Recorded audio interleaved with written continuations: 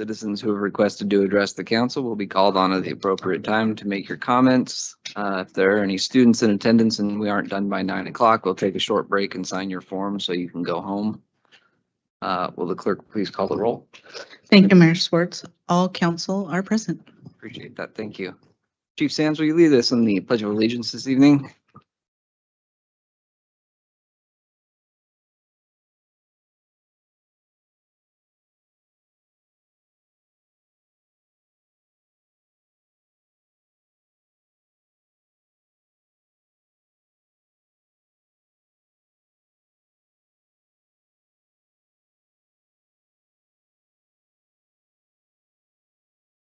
Does any council member wish to move a consent agenda item to a business item for individual discussion and vote, or make other modifications to tonight's agenda? Not, I would accept a motion to approve the agenda as presented. So moved. Second. We have a motion and a second. All those in favor? Aye. Motion passes. Okay, we have a couple of presentations to start us off tonight. First is a presentation regarding our bonding from DA Davidson.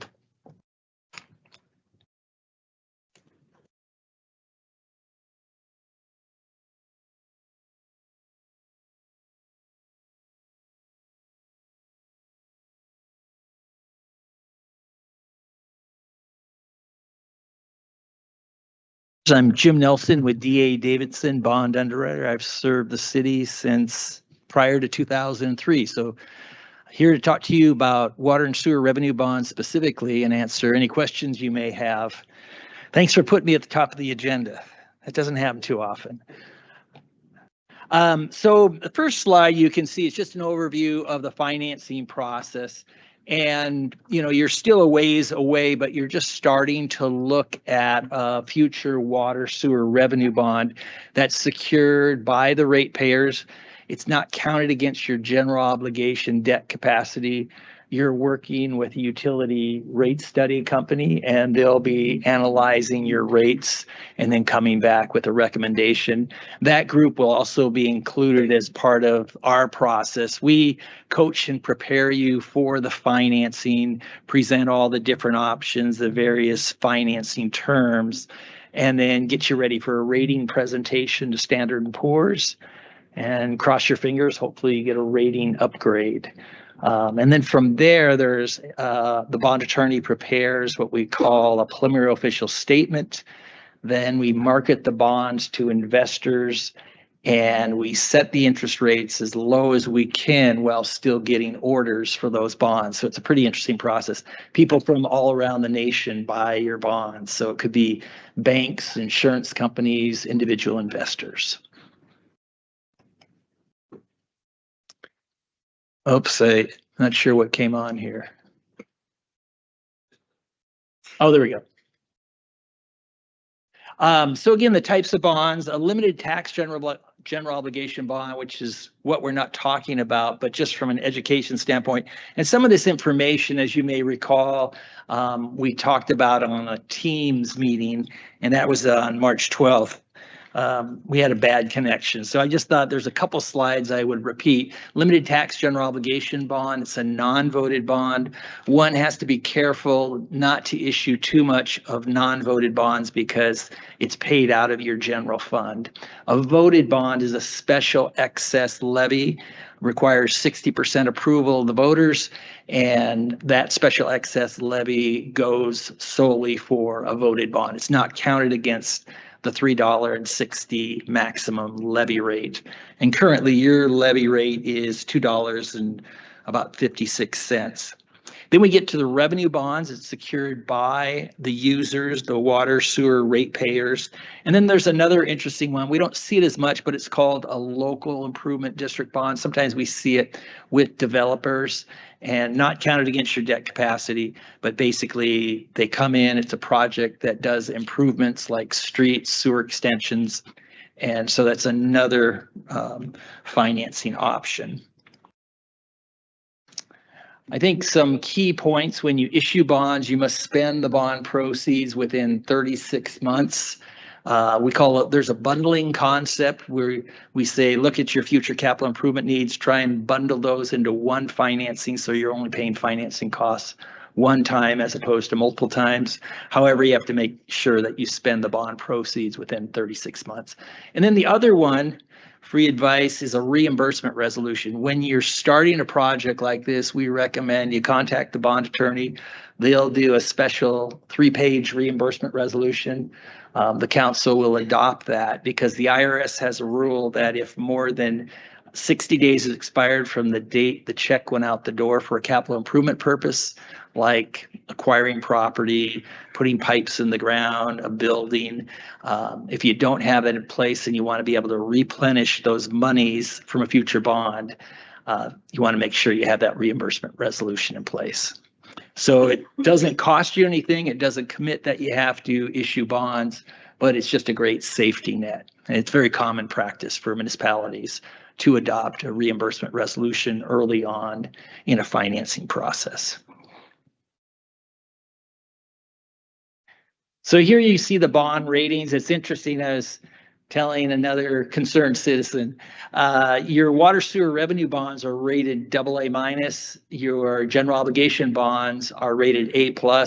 In a sense, that A+ is a stale rating. What held you back, as well as the county, was the REC tax appeal that was going on for a number of years. Now that that's been resolved, that should be a non-issue. But again, the higher the rating, the lower the interest cost. Rating analysts are looking at your economy, major employers, assessed valuation growth, per capita income. They're looking at how much debt you have, your historic financials, and then they're looking at management practices, which is something that you have control of. How you audit, budget, financial forecasts, and then we'll work with the finance department on updating your financial management policy, which is a key factor that the rating analysts of Standard & Poor's like to see. You see any questions so far?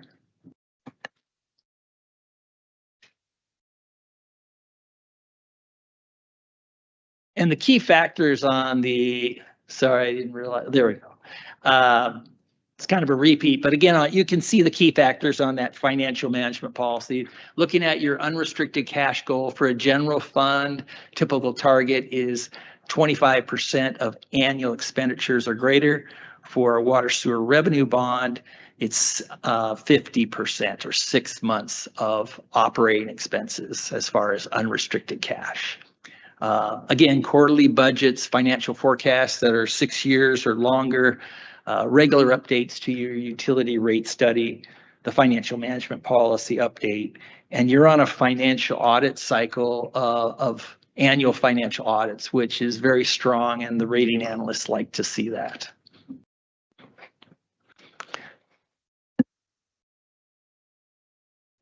So slide 6 is the bad news. As you know, the Federal Reserve raised short-term interest rates 11 times. Prior to that, we got spoiled and 20-year money was around 2%. Now it's gone up. Even despite the recent Fed cuts, we still saw rates go up. They've just recently come down, but the short answer is there's mixed economic data and signals out there. They're still trying to figure it out. Inflation just went up over the last month, but the different sources are indicating that, keep your fingers crossed, no guarantees that, you know, rates should be trending down in 2025 and 26. So we'll see how accurate they are.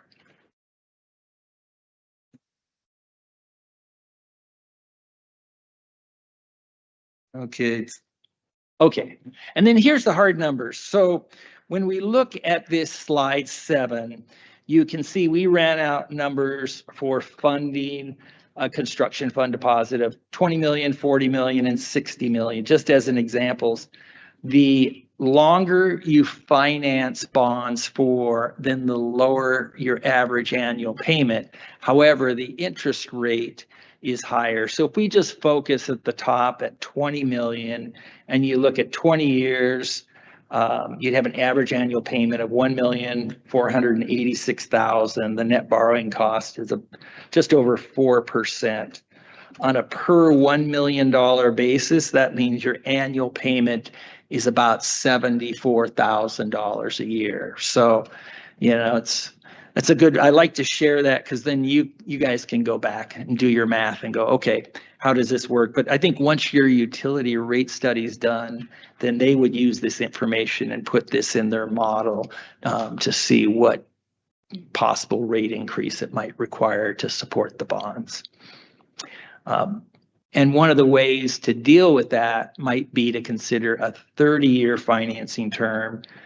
And all of a sudden, then on a per $1 million basis, it goes from 74,000 down to 62,000. So then that means that's a lower utility rate increase to support the debt. So that's one of the ways to deal with it when you're looking at sizable projects, is to finance it for a longer term, despite the interest rate being higher. But anyway, that's 20 million, 40 million, 60 million.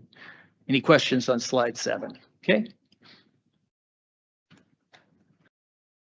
So this is just an update on your debt capacity. Again, it's for general obligation bonds, so it doesn't apply to these water sewer revenue bonds, but just from an education standpoint, your non-voted debt capacity is 44,500,000, but one wants to be careful because you want to hold back some debt capacity for emergency purposes and just regular street, sidewalk, city hall equipment purchases and improvements. And then whatever debt you issue, general obligation debt, it is paid out of your general fund. On a general purpose with voter approval, 60% or more, and typically we see, voter approval for projects like fire stations, police stations, public safety, what we call essential purpose.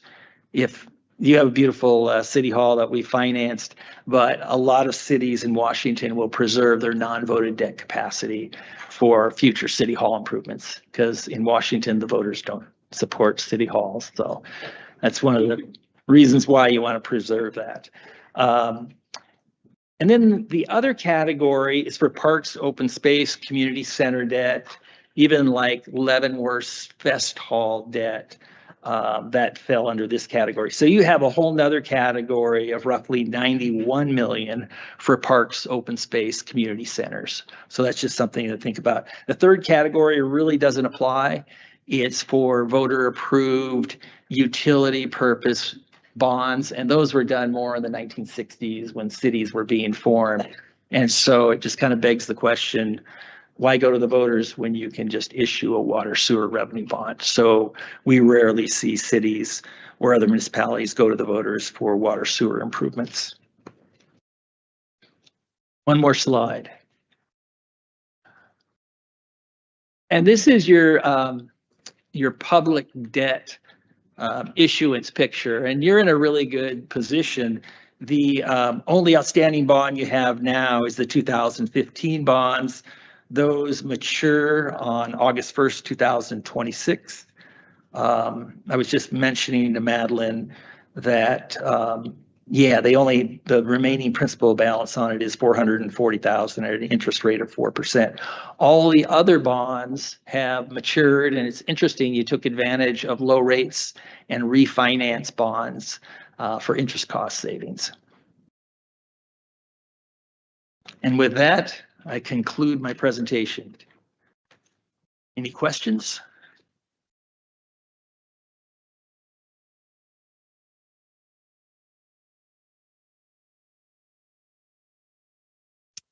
Mr. Lombardi. Looking at time periods,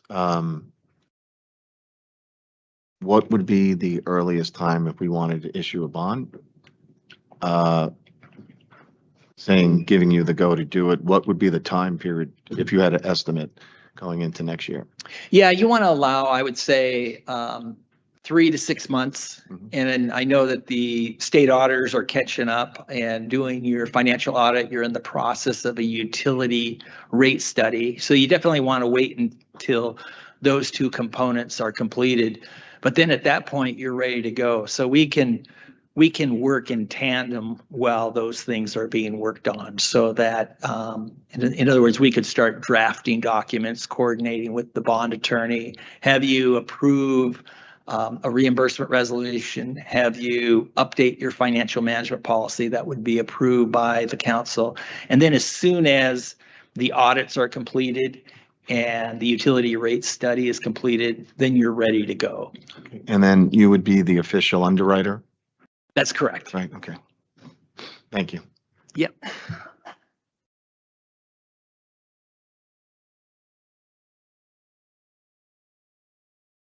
Any other questions?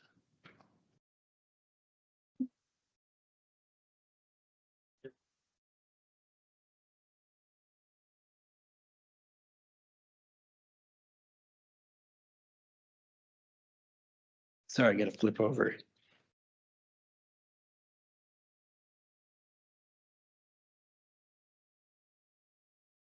Yeah, we have to subtract out your outstanding debts. So that leaves you approximately 44 million in remaining non-voted debt capacity. And that would, as an example, if a municipality chose to use up all that 44 million, then those payments are coming out of your general fund, available sales tax revenue, and other monies that go into the general fund.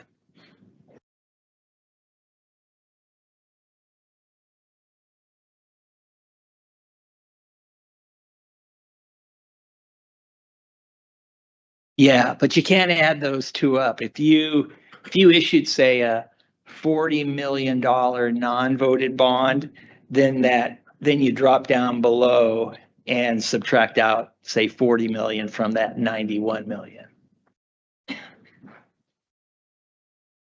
And then we help you too, depending on the project and the purpose.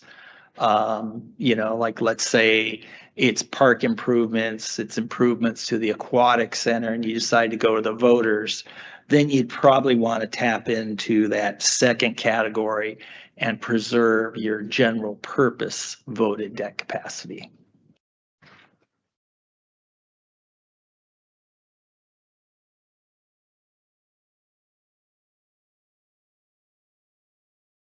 Any further questions?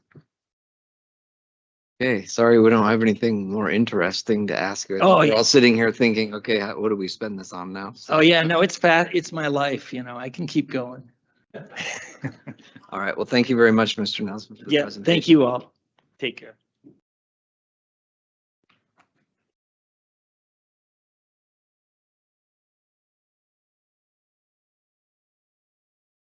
Okay, the next presentation we have is from Habitat for Humanity Executive Director Rebecca Mabius. Medius, correct.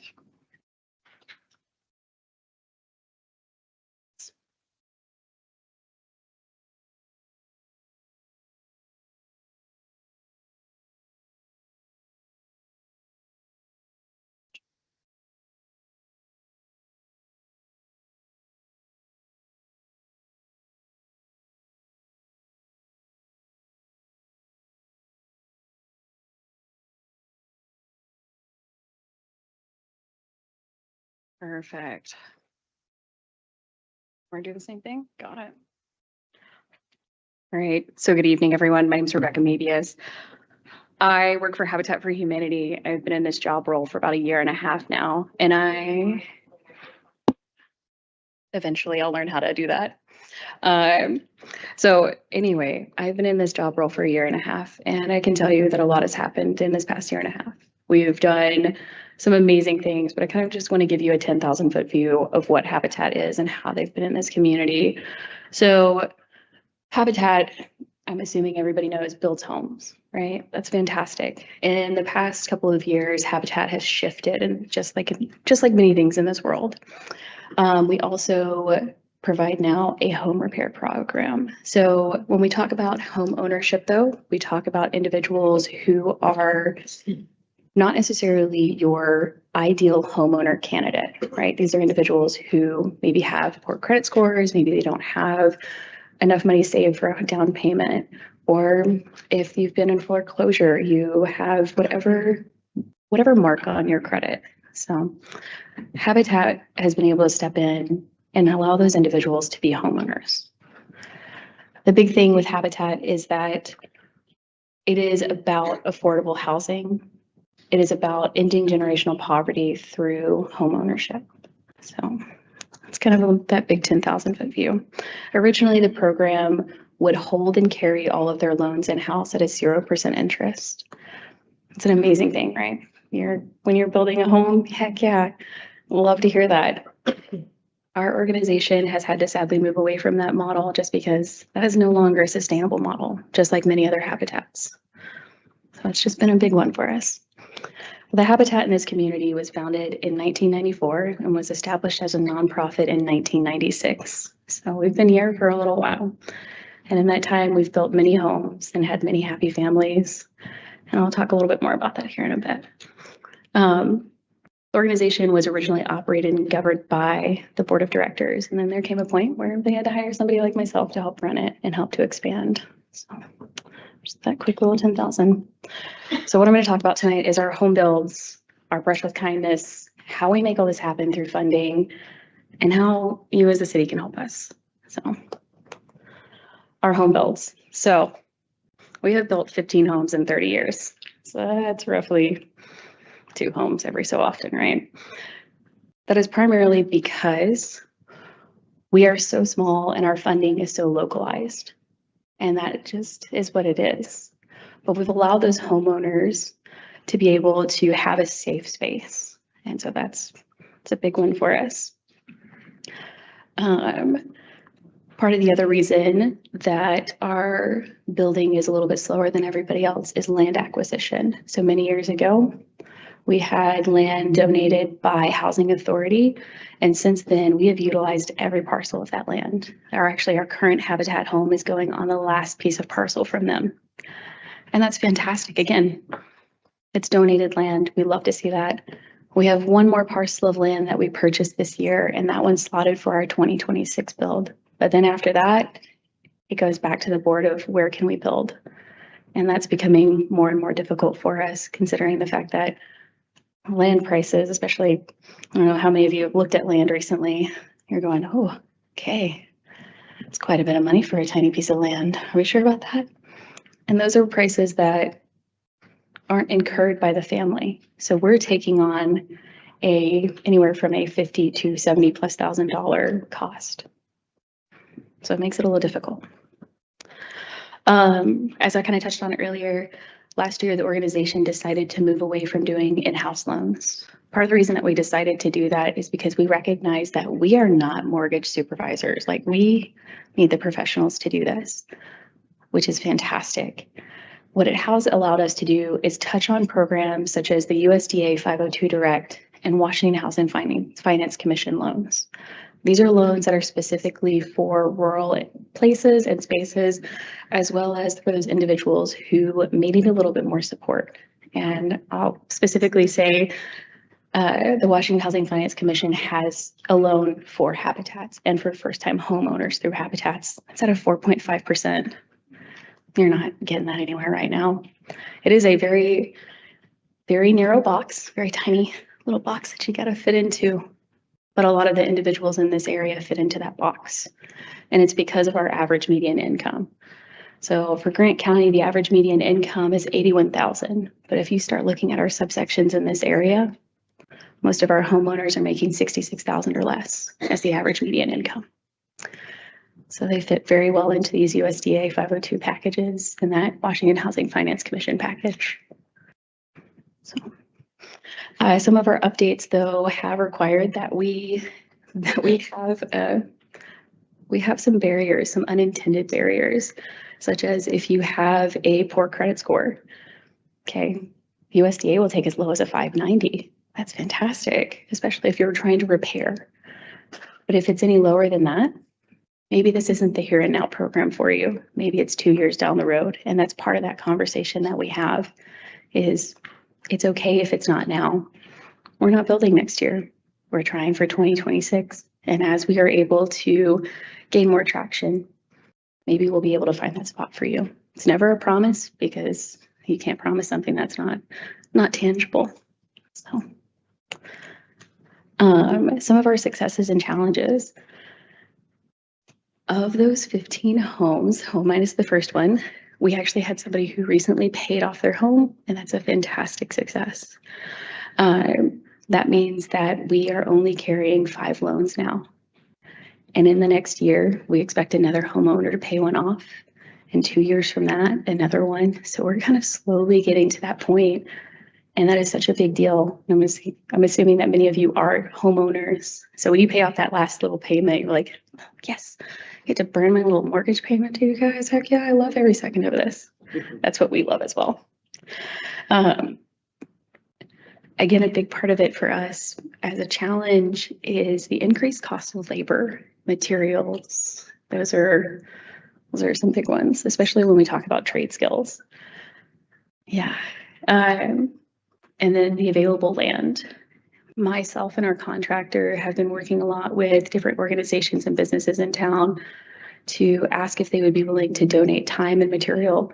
And that does help. But here's my statement, is that I can ask for all of that, but a tax write-off doesn't put food in your fridge, clothes on your back, and a roof over your head.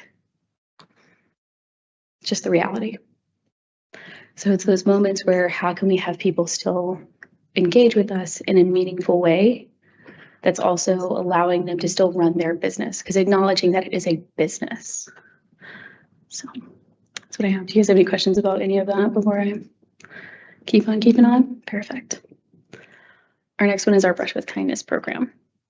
So this is new, and I will tell you, I genuinely love this program.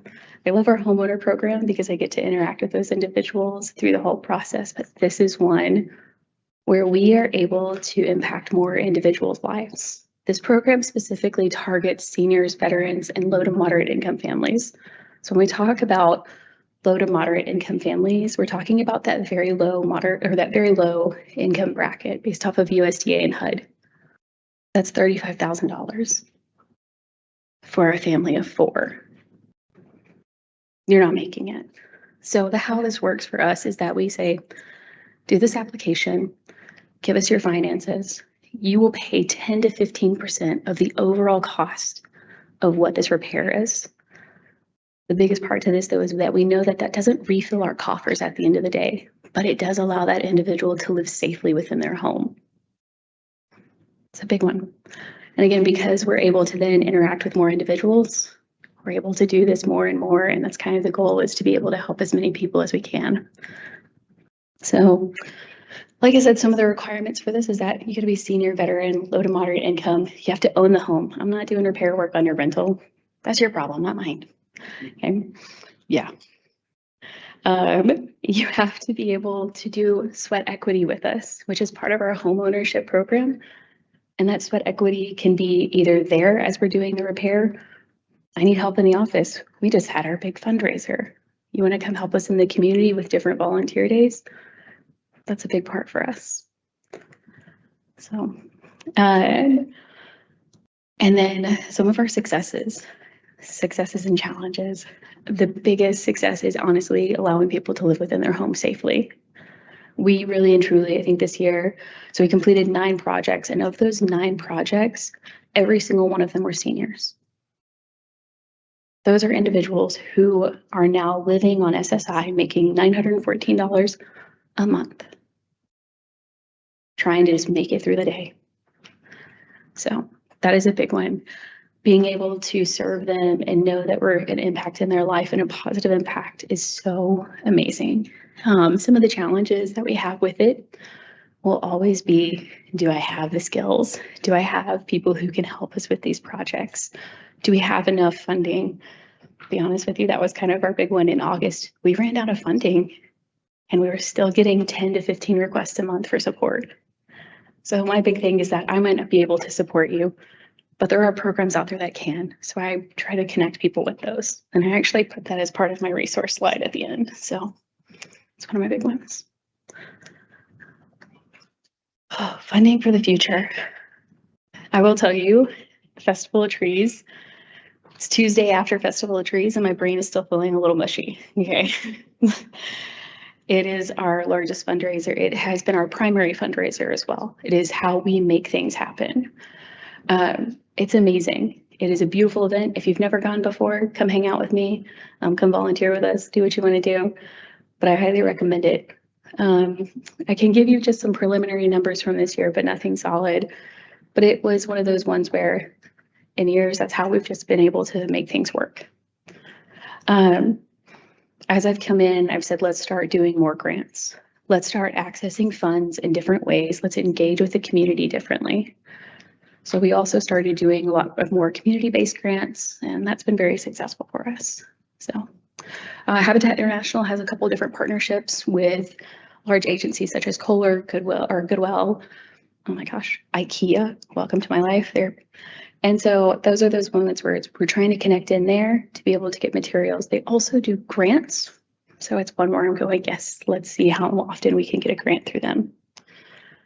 And the big one, which is primarily part of the reason why I'm here, is our state funding and federal funding. There are 2 commerce grants that we will be applying for in 2025. And those commerce grants are asking us to have a really good partnership with our municipalities, with our county commissioners. And that's because they want to see that we're working together. These grants will allow us to continue to fund that home repair program for the next year. The goal for that one is for us to be able to ask for at least $75,000 in just home repair. Another one is a technical assistance grant. The technical assistance grant is for more so for our homeowners. So in 2026, being able to develop through 2025 what our homeowner program can be and do it well. So that family in 2026 will be able to get through that process in a much smoother manner. Federal funding, I'll tell you right now, USDA and HUD, ooh, buddy. We got a couple of those next year. So those are our 2026 goals because they're going to take some time. I don't know if any of you have applied for a federal grant. It's a lot of paperwork. So like I said, how can you help? Advocacy and partnership. We need as many people standing behind us every day. I cannot do my job without the support of others. And this partnership would allow us to do more for the community than what we're currently doing. There is some parts on our side capacity-wise that we're addressing. So we will be able to then support the community more from a business standpoint. Come volunteer. I kid you not. Come volunteer in the office, come volunteer at one of our events. We have a lot of fun. We laugh a lot, and that's the point of it. Volunteering is supposed to be fun. And donating expertise and materials. Your time and knowledge is expertise. I am telling you right now, I don't know everything, and I don't want to know everything. I rely on others to make my job work and make my life a lot easier because I don't have the bandwidth to know all the things. Materials help us to decrease that cost, that total number to that family.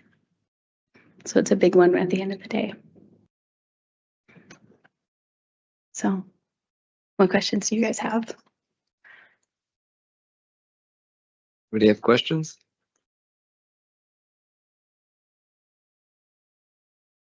Councilmember Martinez.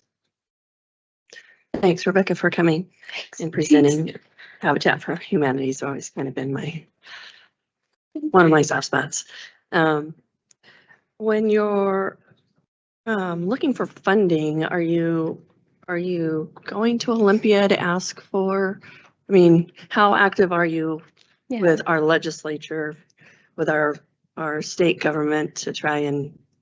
So Commerce, I actually had a conversation with Commerce about a month ago specifically about advocacy for rural communities and home ownership, because the big part is this Washington Commerce grant that we're going after. Washington State recognizes that they do not have a lot of rural communities engaging, so they're trying to reserve about 30% of funding for rural communities. And I said, that's fantastic, but how are you educating us about it? Because I'm telling you, I'm one person running an agency, and though funding is absolutely right here every day, how am I supposed to know unless you help us? And so we had a really good discussion about how Commerce could be a little bit more active in some of our smaller communities. Thank you. Victor. So it's nice to have you here. I used to volunteer way back, almost make me feel a little bit old. I was doing work in the South and we were building as a volunteer. One of the things that was special there was the final Christian dinner when the homeowners got to walk in, and to see their expression and their family and everyone being so proud. The sweat equity was just an incredible experience for them. The way they were doing it there, and again, I've been connected with Habitat for a good 3 decades now. It was, if they got participation from the local government, the homes were built for local citizens. So in other words, if you're asking the city of Moses Lake to help out, would these homes be specifically for, let's say, people in this zip code and not, let's say, somebody from Wenatchee or further south? Yeah, you have to live here. So that's Okay. the whole point of this, is that if you're doing an application and say you do live in Wenatchee, that's fantastic. Love that for you. But are you living here? Are you going to be transplanting yourself right here to that home? Because if not, Wenatchee has a Habitat program. Okay. This isn't a secondary home for somebody. Great, because that's the way it was then, and I just wanted to make sure Yeah. nothing changed. And then I know in Seattle, they have like a salvage center for excess materials and so forth. I've contributed a lot over the years for that Yeah. from different projects. So is that something that you see doing here? So there was one in 2012 through, I think, if I'm not mistaken, 2015. Don't quote me on this one Mhm. because I wasn't here during that time frame. But it ended up closing because they are actually very difficult to run. They're just like any other retail. And so it is one of those that the sustainability of that program was not for this community. We have occasionally talked about bringing one back because there is so much happening. I'm looking at you, Mark, and all those houses going up. You know me. So that's one of those where it's like that we've talked about it, but then we talk about capacity. It is myself and one other person. We are part-time trying to make all of this happen. There's no way we could add a store to that. Gotcha. Okay. Just wondered. Thank you.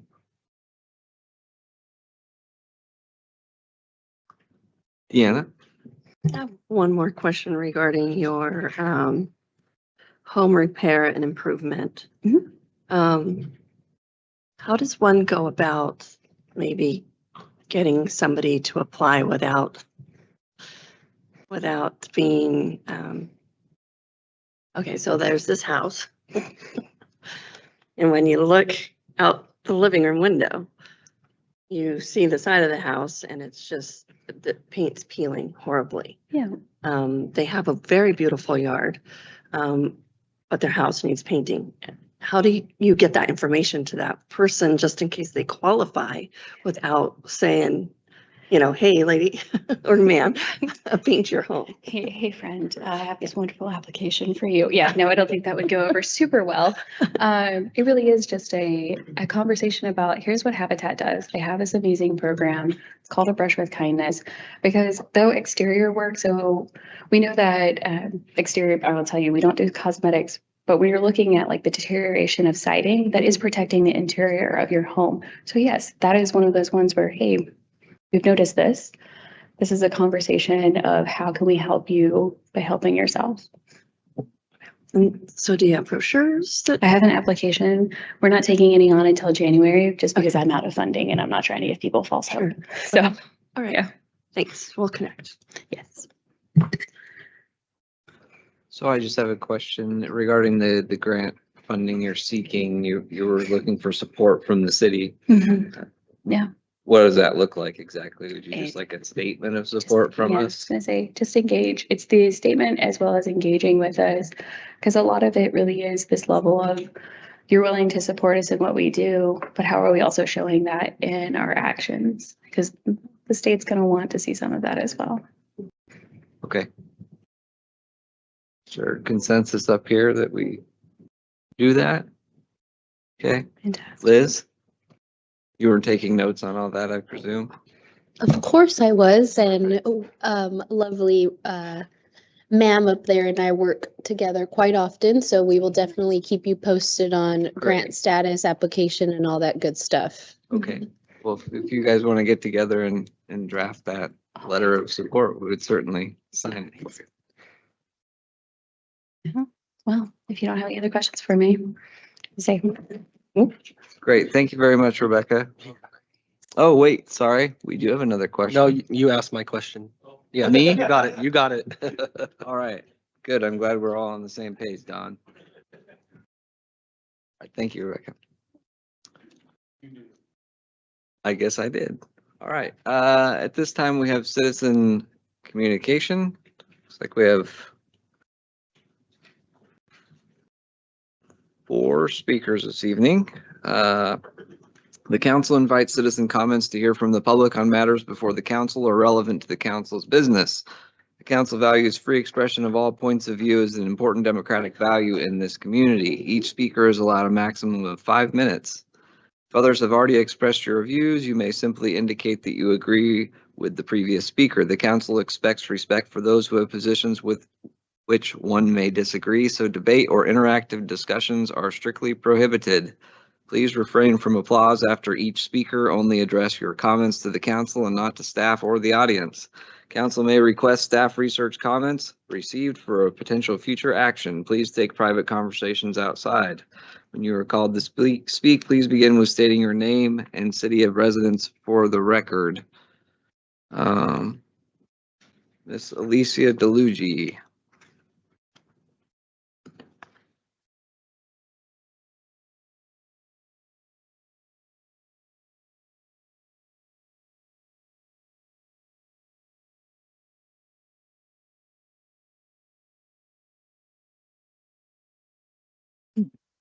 Check, check.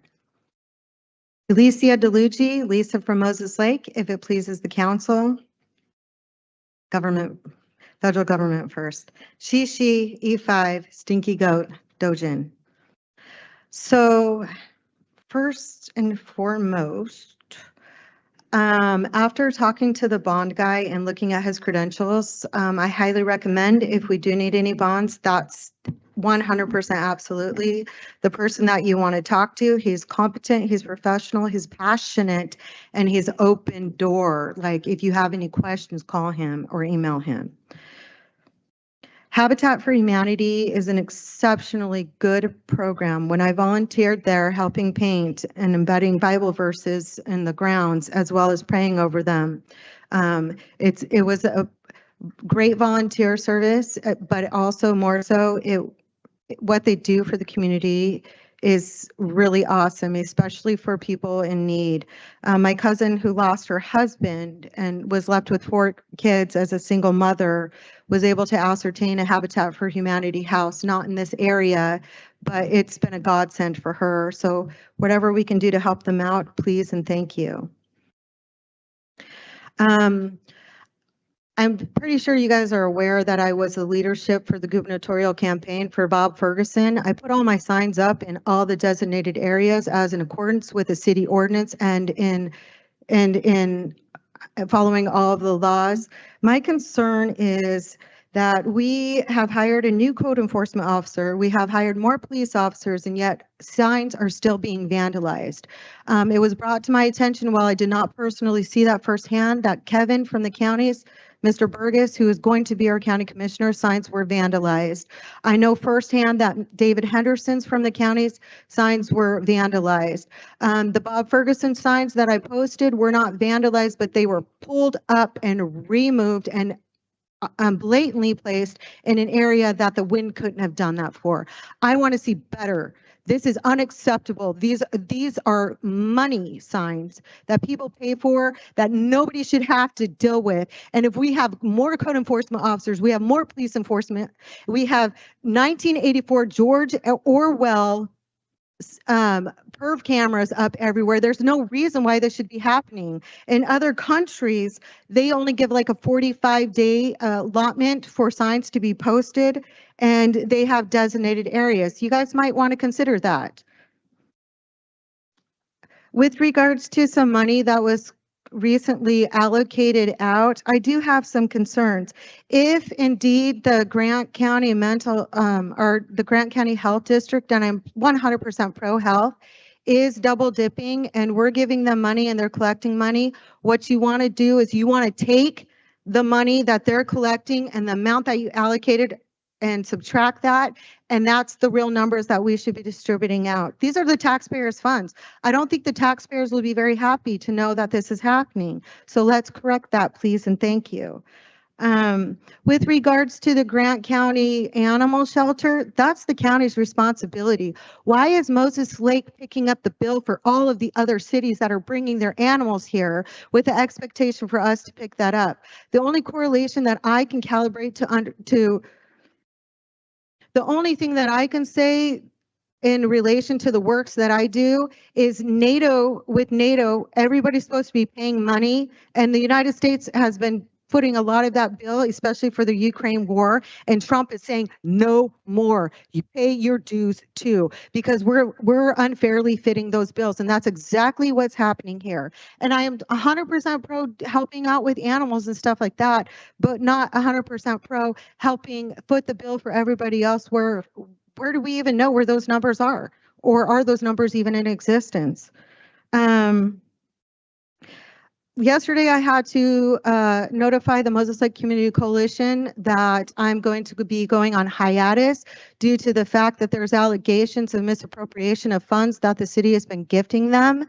And I want an investigation with regards to that. I want to make sure that those funds are being properly allocated, please, and thank you. Because if they're not, I want for you guys to consider the additional $20,500, not right now, but in the future, if indeed they need that, because we need to have a paid staff member, and if we don't, we lose that whole coalition dissolves.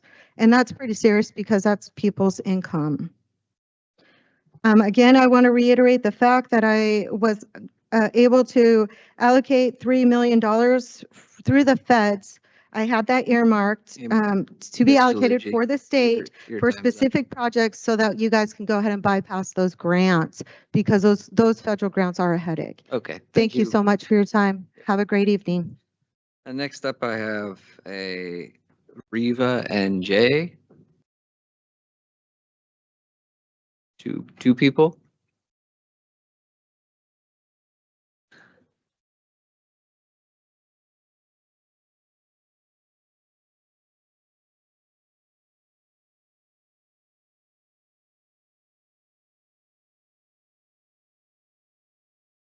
Thank you very much for allowing me to come and speak with you. Excuse me. If We you have a would, business. if you wouldn't mind, please just Pardon stating, me? if you wouldn't mind, please stating your names and cities Riva- of residence. for Riva the record. Vannerstrom, and this is Jay Miller. So we have a business here in Thank you. town. It's at 518 East 3rd. And when they changed the parallel parking to diagonal parking, it has caused an extreme safety issue. And I know we're not the only business. Catholic Charities is also involved in it, and the senior citizens. And what we have a lot of huge vehicles that we take care of. They're changing windshields. And so when we do these windshields, we have to pull them out of our shop into the street. And when we do, we cannot see. You cannot see past the vehicles that are parked diagonal in that area. And so we have to have an employee go out in the middle of the street in order to make sure that no cars are coming so that we don't have our customer's car hit. And so it's become a big challenge and a very serious safety. I talked to a gentleman at the police department, and I asked him to come down to the shop and so I could show him what was going on. And he says, I don't have to do that. I've already been down there. And he says, it's a disaster.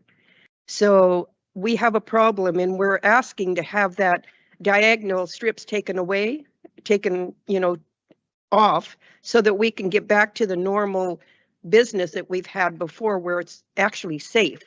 And we don't have to worry about people crashing into each other or backing into, side swiping us or us hitting someone else too, trying to get out of our shop.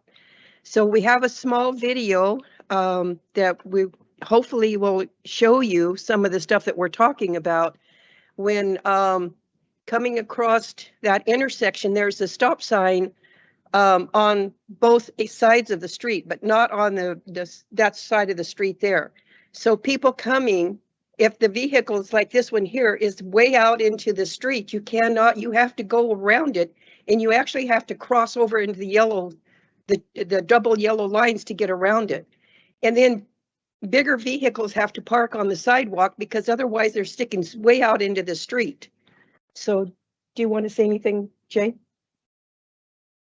I just want to add an aspect of the 518 East 3rd and Catholic Charities. They didn't enhance and increase parking when they did the diagonal parking. There's still 3 spots right there. We could actually fit more when it was the 2 lanes. So I'm not seeing an increased benefit of doing the diagonal parking. It's more of a stressor. We're actually losing business personally because people don't want to park where they are risking getting hit. We've had multiple comments from customers, choosing to go elsewhere because it's stressful trying to get to our facility. We're small. We have a small storefront. Doing our best. When the neighbor put in that privacy fence between us and CarQuest, it really prohibited any flow of traffic there, which people were used to, and they thought it was our fence that we put up. And we just explained, they had a lot of homeless issues where people were stealing from them, and that's the reason why they had to put that fence up in the first place. But it's really restricted our flow of business with the diagonal parking, the garage or the garbage trucks trying to get through, and everything else. It's become a lot of chaos. So it's starting to affect us financially, as well as stressing our customers out or them not wanting to come by or choosing to go to another place because it's easier to get to. We didn't know they were putting in the diagonal parking. Maybe we should have been a little bit more involved. It just kind of showed up one day and took us by surprise, and it's been a real stressor and danger. My boss, Justin Vanderstrom, her son, the owner, almost gets into an accident at least every day. There's someone about to sideswipe him as he's trying to pull out if he doesn't have anybody watching him, or even pulling out of a parking spot there in front of the shop. It's become a danger waiting to happen, like a catastrophic event is waiting to happen when you can't see there, and all the senior citizens down the street. We're nervous for the future, what that looks like if that stays. Right.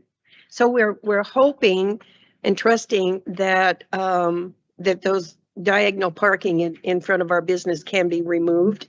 I've heard that it was supposed to be very expensive, but I don't know that for a fact. But there's only our parking space actually got limited because of that type of diagonal parking. So I don't know how expensive it would be to take that off. I've heard that you can burn them off. And so I don't know the particulars on that, but I just hope that we can work something out so that it'll be safe for the people that are driving there and also for our business. So appreciate your time, and hopefully we can get something worked out. Thank you very much. Great, thank you. Thank you. Thank you. Questions, comments? Yeah. Okay. Deputy Mayor Madewell? I know I was down there, and when the bus was sitting there, and I actually pulled around the corner, but I was out into crossing the yellow lines already to get into the space. And then when I went to back out, as I was backing out, of course, I couldn't see anything. And so 2 cars were coming, and they went over the double yellow lines in the oncoming traffic lane to get around me. And so it's very scary. Just from my experience, it was like, okay, wow.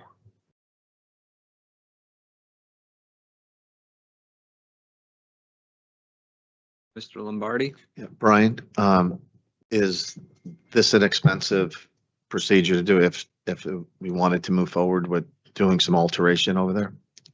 It depends how extensive we get. If we're gonna look at individual blocks or the entire thing that we just painted.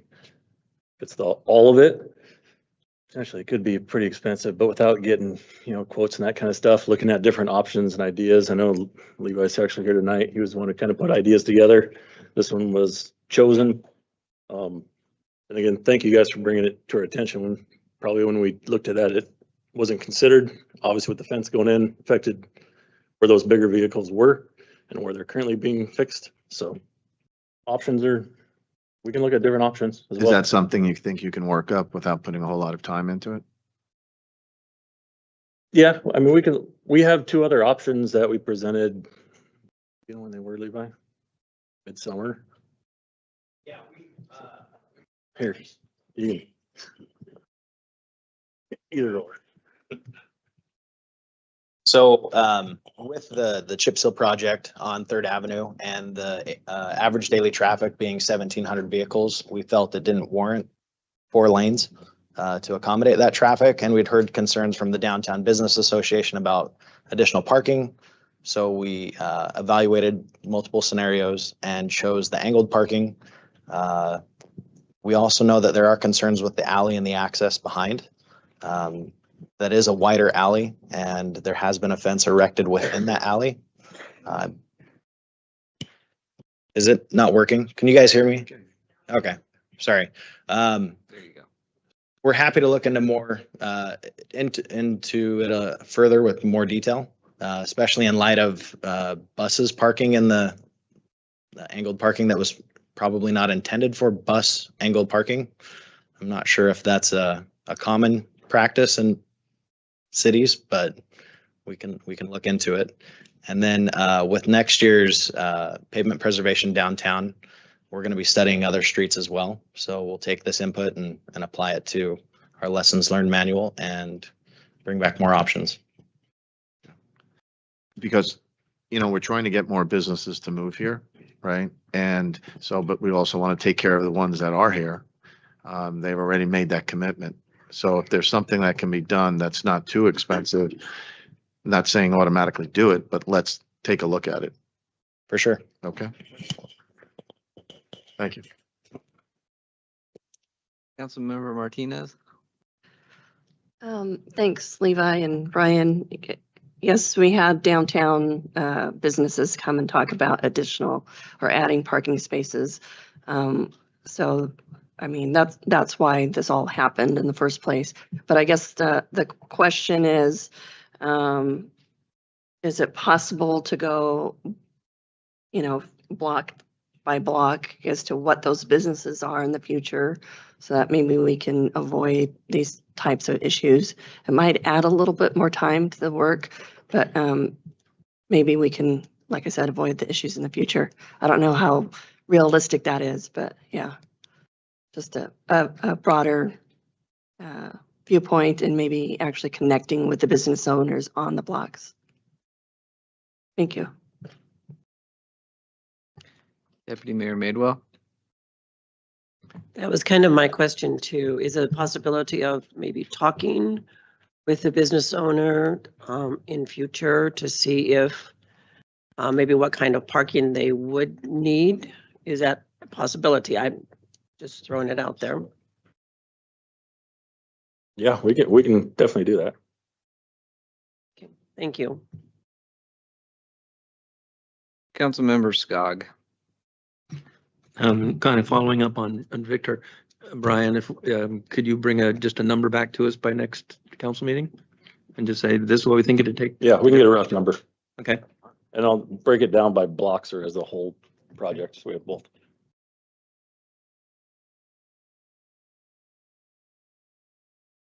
Okay. Which just for the public's awareness, our next meeting isn't until January. So.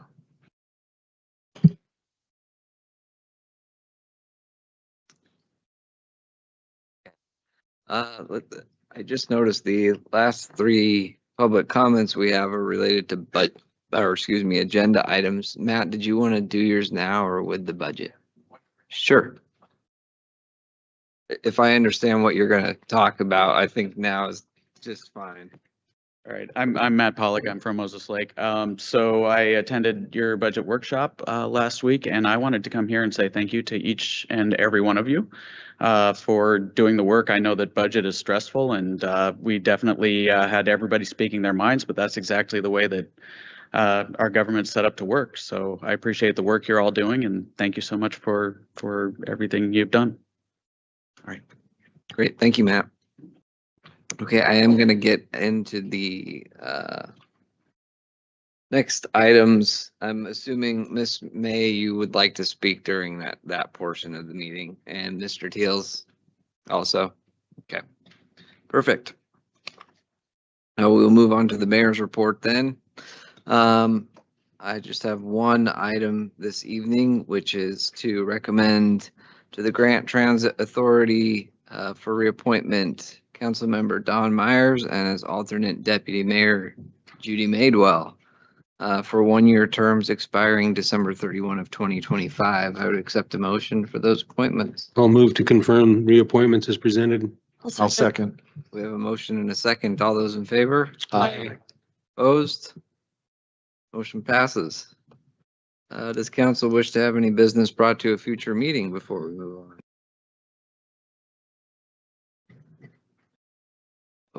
Okay, then we will move on to the city manager's report. Mr. Jackson. Thank you, Mr. Mayor.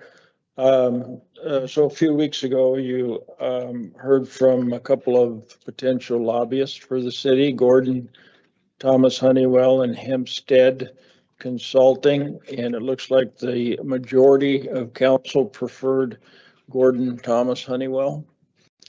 And so if you'd like to proceed, couple of options. We could bring the contract back on January 14th, or if we would like to try and get the consultant here, maybe to actually work on the agenda, I could use the manager's authority to execute a contract, a simple contract to secure the services. Now, Gordon Thomas Honeywell does request a 2-year contract given the timing of the legislative items so that you have a greater chance of success, but it's up to council. If you'd like to see the contract, I'll bring it back or someone will bring it back on January 14th.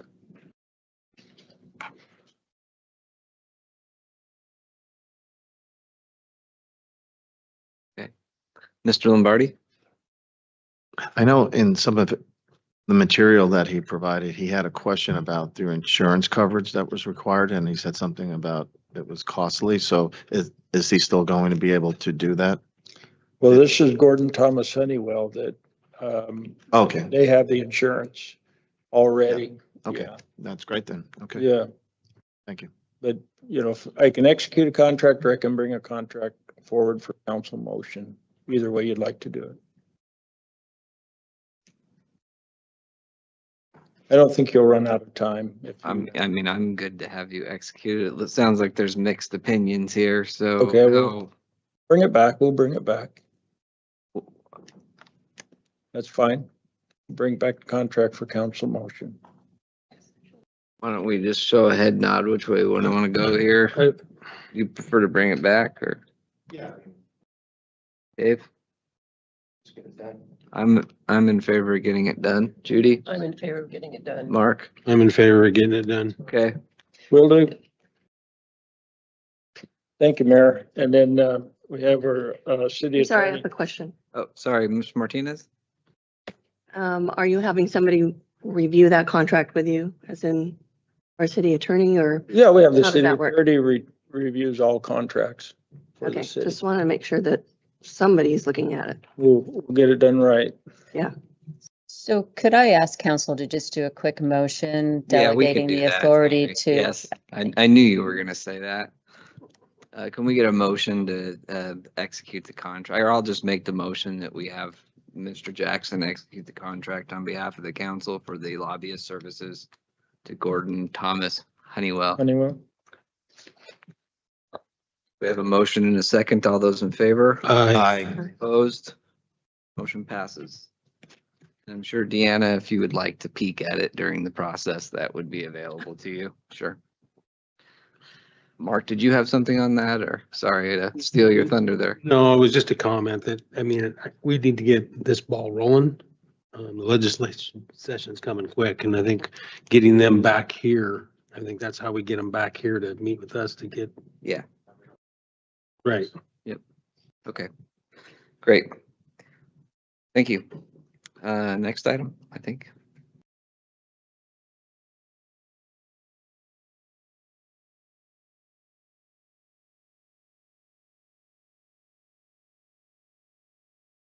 So just bringing back some preliminary information on the WCIA enrollment.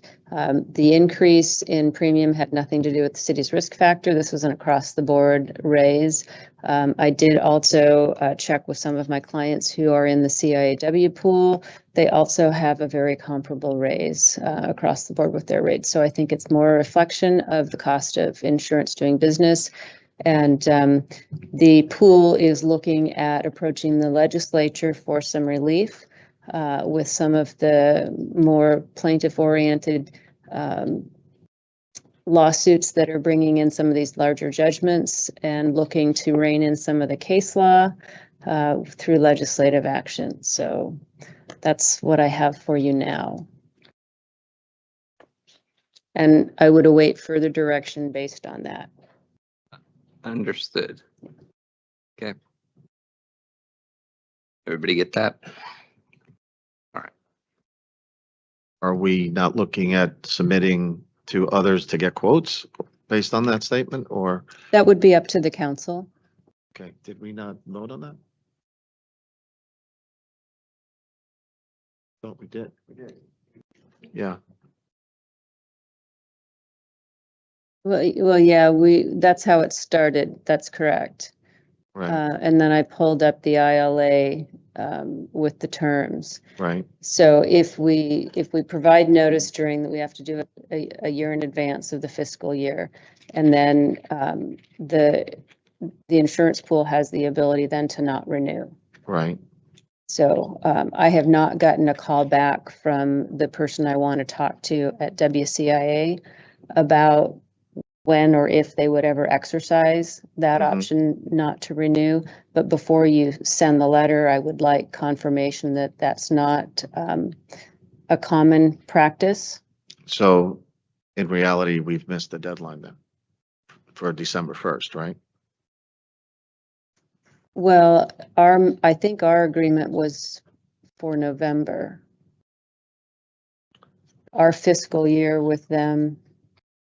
I think when I mentioned December 1st, you confirmed that and said, but we're in the middle of December. So if we didn't get that consent, and then it's somewhat superfluous at this point, right? Well, it would have to have gone in before, I think. Was it November? Ask that question. Yeah, I will. So we're looking, if we are going to pursue this, to get potentially 24 months down the road then, not 12 months. Right, as of if our fiscal year was November, then we had missed it already. Okay.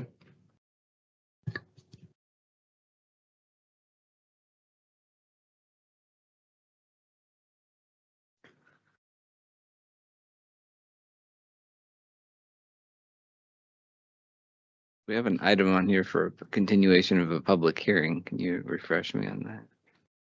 Budget, thank you. That's right, the item right below it. Okay. We will now continue the public hearing for the 2025 Budget Ordinance 3062. Madeline? So, and I apologize for not getting the budget to you sooner. Unfortunately, I had an unfortunate accident over the weekend. See that? So before you have the revised budget based on the budget workshop that we held last Thursday. And the changes, it dropped the budget from the expenditures from 119 million to 117.2 million. And revenue is now at 110.45 million for the year. It did increase the general fund amount as far as the reserve from 16 point, I can't remember the exact figure, but we're now at 18.5% reserve. And we've dropped the usage of the general fund to 3.9 million, which in essence is the transfer to the streets department, the one-time non-recurring expenditures in the transfer to the rainy day fund is what that 3.9 is comprised of essentially.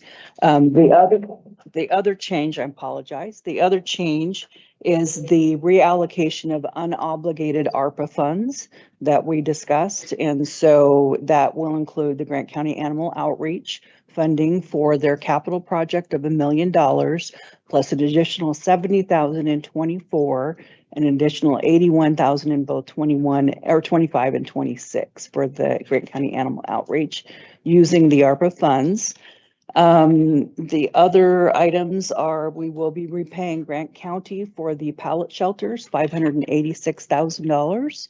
And then the balance of the amount that had been allocated to the sleep center will be reallocated to other projects.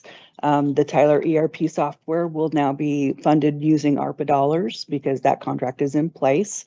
And then staffing costs for police and technology services will be ARPA funded now. Any questions?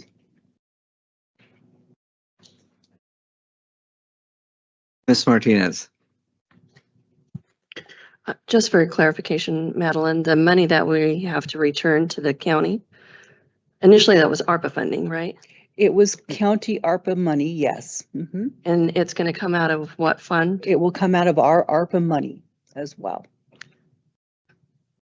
To refund the county, we can pay ARPA? Yes, I confirmed that we can use that to repay. Great. Yeah. That's a whole lot better than previously thought. Yes. Okay, thank you. I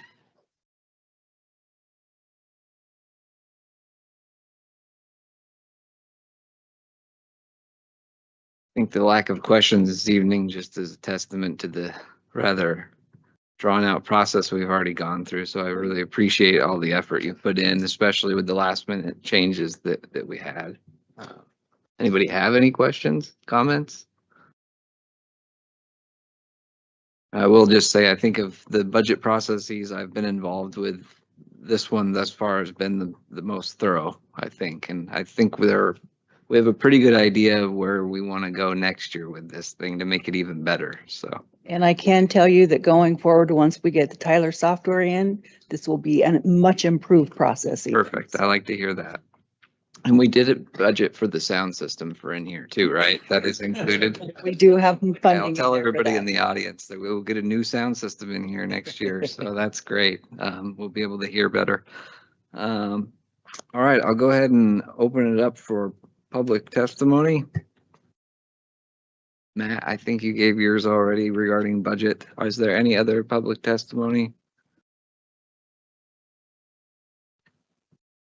If there are no comments, we'll go ahead and close the public hearing and council discussion if there is any.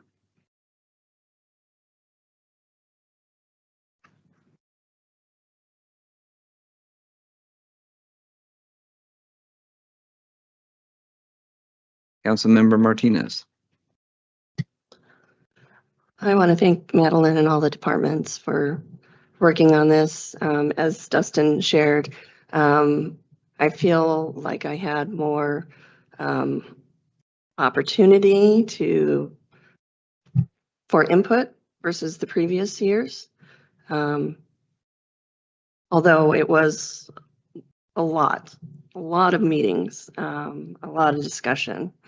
I do thank you, and I hope that especially the Public Works, all of those projects that you have in here do actually move forward. In particular, Western Avenue. I know that's just been sitting there for at least 2 years, I think, and we need to move on for the sake of the citizens here in Moses Lake, those who are frequently communicating with us that they want that paved. So overall, I'm going to still have to vote no on this budget. Just because, again, as I mentioned before in previous meetings, the burden is on the property owner. And growing up, I was always made aware to understand that home ownership was the American dream. And owning a home, when I finally got to, as a single person, was huge for me. It meant security. Now what it means is that everybody who can possibly take a cut of in taxes, it's almost as though home ownership is it's no longer a privilege. It's more like I'm being punished, and we're all being punished for doing the right thing and owning a home. So I know we were kind of in the middle when it came to sales tax. So we weren't way out there, and we weren't the lowest in the city. And I really feel like when I hear that, our population increases to, I think, what did Dustin say, 50,000, something like that? I mean, almost doubles on a daily basis. I really feel that those who are utilizing the services that the city provide, the burden should be shared by everybody, not just homeowners. And I hope that that at some point the bleeding stops for the homeowners before they end up losing their homes because they just can't afford the taxes anymore. That would be very sad. So overall, I'm a no, but I do appreciate all of the work in there, and there is good stuff. That's why I'm saying no. Okay, any other discussion?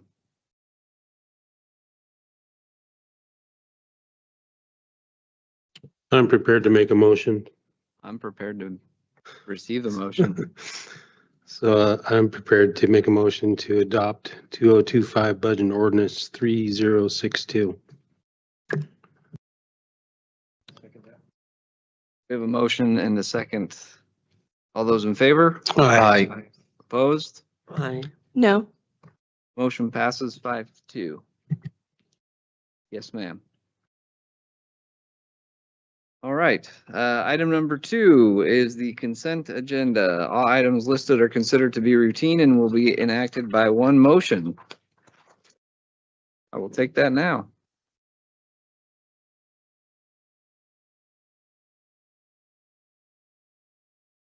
We'll make a motion to approve the consent agenda as presented.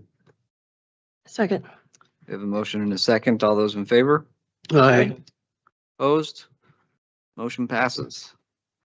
Next up is old business item number 3, which is Multimodal Trails Plan Resolution 3997, presented by Mr. Baltzel. We got Levi here to finish up what he started, so I'll turn it over to Levi. I'm just reading the sheet. I understand. Well, he's the boss, so. All right, so last time we spoke, you asked the Invite Trails Planning Team here for this. So I just wanted to recognize their presence. We've got some of the OGs. Yeah, and I do. Original Giants. We will let Richard have a chance to speak during this too, so. Perfect. So the other thing is we received no feedback and comments from council or the planning commission that we shared this with. So just wanted to share that with you and request that you motion to accept and adopt.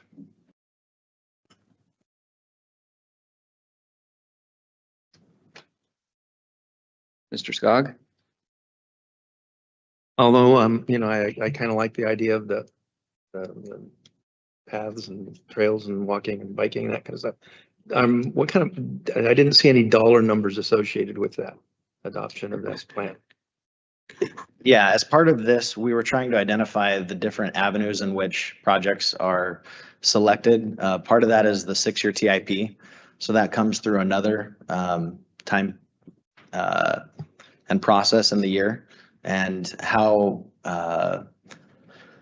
these outcomes can be established. So it was trying to take all of the different silos and then put it into one guidebook so that we're not missing opportunities from development to dedicate grant easements for future trail connections or fund proportional cost shares to safety improvements like safe routes to school. And this plan is just basically a guide to and a framework to better address multimodal connectivity and safety. I guess at my age, I don't see myself biking or riding a whole lot. So it's probably not maybe I should, yeah, right? I guess I just want to make sure that this kind of, or make sure, my thoughts would be that there are things that we're doing city-wise that I would be higher on, at least my sense of priority, and that we don't dilute, whether that's a water system or a new sewer lines or that kind of stuff, that this effort doesn't dilute the efforts that we need that, in my opinion anyway, would be a higher priority. I think the work that you guys have done is pretty cool. A lot of time and effort has gone into it, and I know you particularly seem to do an outstanding job at what you do, and I really appreciate that. I don't mean to, diminish any of that, but just as far as priorities go, I think would be one of my concerns. Sure. Is there any? Yeah, I have a comment on that. I think I appreciate where you're going with that, Dave. I'm going to flip this around a little bit. I think some of us have, at least I have used the terminology of, we can walk and chew gum at the same time here. And that was more in regard to, dealing with a water shortage and continuing to grow the city at the pace we're growing, right? And we can do both things. And, some of this is a quality of life issue here. And I think having a community with walkable paths for recreation is definitely an improvement. And I think we can walk and chew gum at the same time here. And it's probably based more on the idea that funding is on, if it's available, we will use it. So most of this is going to be separate from the funding that we're going to get maybe from the general fund for some of these water projects, right? So is that? Yeah, I mean, that's a good way to put it. And while we're solving some of these issues, we're also creating opportunities to solve water extensions connections. Oftentimes they share the same space, which is the right of way or the easements. And I would also just point out that the funding that we've received in the last couple of years has been tied to these pedestrian and safety elements. So like the roundabout at Yonezawa, the 4 million we received was not because it's about cars. It was because it's about people and, how they move and interact in the space. So we're trying to, kill 10 birds with one stone, and hopefully we're doing a good job with that. And this will help us solve future problems as well. Mayor? Yes, sir. Just to add on to that, just from the Parks Recreation viewpoint, when we have multimodal and a trail plan that is interactive with our streets plan, it actually helps us with recreation grants for trail programs. So we can go in and say, this is not only a part of our Parks, Recreation, and Open Space plan, it's part of our multimodal plan, it's part of our overall master plan for the city, and it gets us more weight when we're going after those grants. So not only is it in that arena, but it brings it into our arena then as well at Parks and Recreation so that we can help fight for those dollars. Great. Thank you for the input, Doug. Councilmember Fancher. So what I would say is we have learned over the last couple of years through Levi, thank you for helping with the education. We just heard from a lobbyist talk about this same scenario. We're finally, I guess, as a council, learning how to play in the arena of how to leverage what we have to get the funds we need. I've always appreciated, Levi, that you've figured out how to, like you say, Yonezawa, where did that bucket of money come from? And I think that's the frustrating thing, Dave, is that we haven't, in fairness, been heavily experienced in this. And we're getting better. And so I understand that you got to have the plan first, or you don't qualify for the funds. And I just keep thinking of the other one, and we've talked a lot about is Stratford. there's more weight on the pedestrian side of it than there is for the car side of it, even though the car side's a mess. But if there's dollars that can help both. We can't solve one problem without solving the Right. other. So So we're just leveraging, you know. I appreciate the help in education. Councilmember Martinez?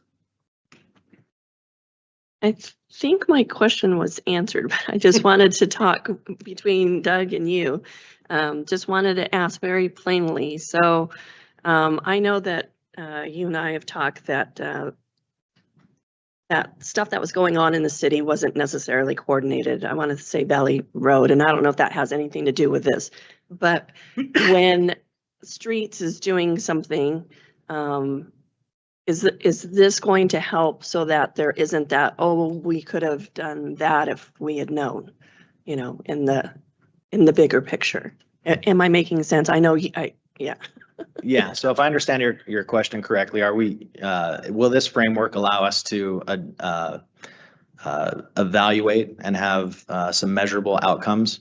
Yes, it will. And a transition into more transparency with the community, with the Trails Planning team and other members on a future advisory board or some form of a review or reporting agency will better inform our decision-making and provide more opportunities for the community to engage with the council via this avenue to see the things that people want. So that's built into the framework. And then, you know, it allows us to maybe value engineer some things as well. So I see nothing but positive outcomes, although I didn't see a bus on Third. I mean, it's parked in a diagonal parking. There may be some slip ups, but we'll address those when they come up. Thank you. Mr. Skog? I think maybe the context is in the early 60s, everything was a bike path in Moses Lake. So just kind of wrapping my head around the thought of having to actually say, this is where you can ride your bike. That wasn't an issue then. So but I can learn, I can change. I can too. Councilmember Lombardi? So to Dave's points, you made some really good ones. The one, though, that I'd like to focus on is priority. And that is something that council has to decide. And I spoke with Madeline a little bit about that and Lee, and it's like, we know we have X number of projects and we have to give guidance as to which ones we want as 1, 2, 3, 4, and 5. And I don't think we've been doing that. And so I think that's something we need to focus on for January. I agree, Victor. Thank you. Yeah, I think, you know, part of the reservations I have with grant funding always is that, you know, it's the tail wagging the dog, so to speak, or, you know, we get all these conditions foisted upon us that make the project otherwise unappealing. But I know we have a good amount of community input here, including a trails committee that's been in existence for a while. So I'm doing a segue here if you can't figure that out. Mr. Teals, would you like to come up and give some comments?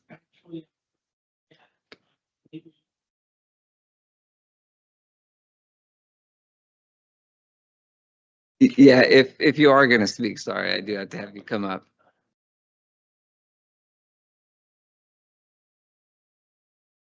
Okay. Perfect. We'll move on then. Okay. Any further comments? If not, I would accept a motion. I move Go to ahead. adopt, oh, did you have comments? Sorry. No, go ahead, Deanna. I move to adopt resolution 3997 as presented. Second. All right, we have a motion and a second. All those in favor? Aye. Opposed? Motion passes. Is that what you wanted to hear? Perfect. All right. Well, we will move on then to item number 4, which is Grant County Animal Outreach Contract Amendment. And this is presented by Madeline. As discussed during the budget portion of the council meeting this evening, you authorized the approval of the $1 million for the Grant County Animal Outreach capital project, as well as additional funding for operations. We just need to memorialize that in the agreement now in order for it to be considered obligated under the U.S. Treasury's definition of obligated ARPA funds. So this contract takes care of that. It adds that language into the amendment, into the agreement. Discussion, questions? If not, I would accept a motion. I'll make that motion, Mayor, since they need a little bit more in the kitty, pardon the pun. So I make a motion for the Grant County Animal Outreach Amendment as presented by Madeline. Second. We have a motion and a second. All those in favor? Aye. Opposed? Motion passes unanimously. There was a lot of discussion we had prior to this. Just FYI, people like their animals in this county. We're going to go on to new business now. Agenda item number 5, which is Willow Crest Estates subdivision deferral. Mr. Bopsel. So we're here asking for guidance.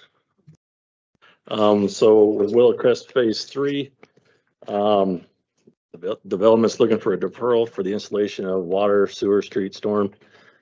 2007, when Willow Crest was platted prior to the city annexing it by the county. So the plan was that those lots would share wells and septic systems. Currently, we do not have water nor sewer anywhere near this development. We're about 1.2 miles towards the fairgrounds. I mean, as we see it on the map, so Willow Crest, they do have water rights for those that are, registered with the Department of Ecology. There's also the potential for the sewer systems. With Department of Health, we're with the Department of Health, and that's just dependent on lot sizes. So there's a variation of lot sizes out there. So really, we're asking for guidance from council on ideas and if we'd like to allow for deferral. All right. So, Mr. Fancher. can I? Oh, sorry. Go ahead. Hi. Go ahead, Vivian. So when it came in, like Brian said, it was considered a non-conforming use, but the city did put a covenant on the entire phase, well, actually all 3 phases of the subdivision. And so that they are required to build to city standards once the utilities are available. And also for phase 3, because it was so much bigger than phase 1 and phase 2, the fire department had concerns that we would not be able to provide fire flow or fire protection for the development. I think it's about 33 lots. So we had them an agreement with the developer that they would sign a covenant. Well, first of all, they had to buy a tender, a truck tender for the city, and it was donated to was given to the fire department. And also the fire department has some other restrictions on building that limits the size of the detached buildings, the outbuildings, and the separation between the eaves of the buildings. And there's a couple more. Derek remembers what they are. They need to be sprinkled and that kind of stuff. They do need to be sprinkled? Yes. Okay, and so there's a maximum home size as well? Well, up to Or just 3,600. outbuilding? Oh, yeah, for the outbuildings, those are 600 square feet. But I do have the other requirements here.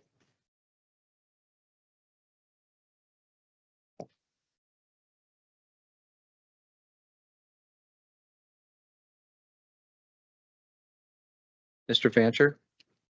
What I was getting, and I think Vivian just helped, that I thought this was all hashed at one time on this exact same thing that's where all this came out, right? in the past. It's my understanding, yes. At one time, there was because it was the same problem. We couldn't deliver the water and we've gone all the way through this. And so why are we here? I guess, I mean, if it was already, why are we here? If this was already hashed out? There's, You know why we're here? there's requests to drill, I believe the number was 11 new wells out there from, But I thought, so that wasn't in the deal before? that I don't know. I It specifically was don't know. county before. No, it wasn't county. No, It it was was last I time. think it's 2007. City requirements. Seems like we lost something in the history here. I'm not sure. I honestly don't know. So you just need direction is what you're looking, because we don't have direction. Right. Well, so this was part of the original Schneider Homes annexation. And so the Schneider annexation came with the understanding that utilities would be extended, which never happened. So I think staff is looking, Willow Crest was addressed by the county with a covenant requiring building to city standards as part of our agreement with the county under the GMA. And then when they wanted to develop phase 3, because it was a larger phase, we required another covenant, which Vivian just explained introduces those additional requirements. Staff is getting, because there were other properties that came in under that Schneider Homes annexation that are similarly situated, that may not be part of a plat, might be individual lots. Staff is looking for direction on what to do with those requests as they come in, because we have direction for Willow Crest, but we don't have direction on the other properties. So back to the comment about the tender. So that's been purchased, right? Mhm. And that was purchased by somebody, a different developer? It was by the 50 group. Okay. So they purchased that for us. Tender For you guys in response to what? Right, so part of that covenant was they provide the tender, which serves all of Cascade Valley. Mhm. And then their properties would be served with a sprinkler system and a tank on each residence that provides the water flow until we get there. The tank, give me So they got like a 400-gallon tank in their garage or outbuilding space that serves their sprinkler system. And it's tied into a pump. Mr. Skog. Are there any dollar numbers that we think, whether that's the tender system or the tender, the sprinklers in the house, that's going to add to the cost of each lot of development? As opposed to one that was a city block? We currently own the tender. It's in our fleet. Pardon? Are you talking a dollar amount for the tender? Yeah. We own it. It's ours. It's been in our fleet for 4 years. Yeah, let's say 4 or 5 years. 2020. Okay, is it, and I mean, so what are they doing with the tender? They purchased the tender. It's parked at Station 1. They've already purchased it. Yeah, they purchased it in 2020. Okay. But now the other part of the equation is that all the houses have to be sprinkled with a. Right, because there's no water system down there, so there's no fire protection. So technically, when this first came through, they weren't going to be able to build down there at all. Okay. And so the trade-off was they purchased the tender, so we had somewhat of a water supply. Okay. And then they put sprinklers in there. But I will say, as the density increases, a single tender truck is not going to provide fire protection for multiple houses. That was kind of the setup for the smaller development initially.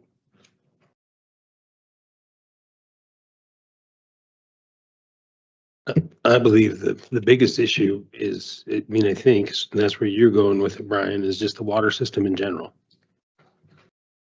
Correct? Yeah. I mean, from your standpoint, but they do have water, they do have appropriate water rights. Correct.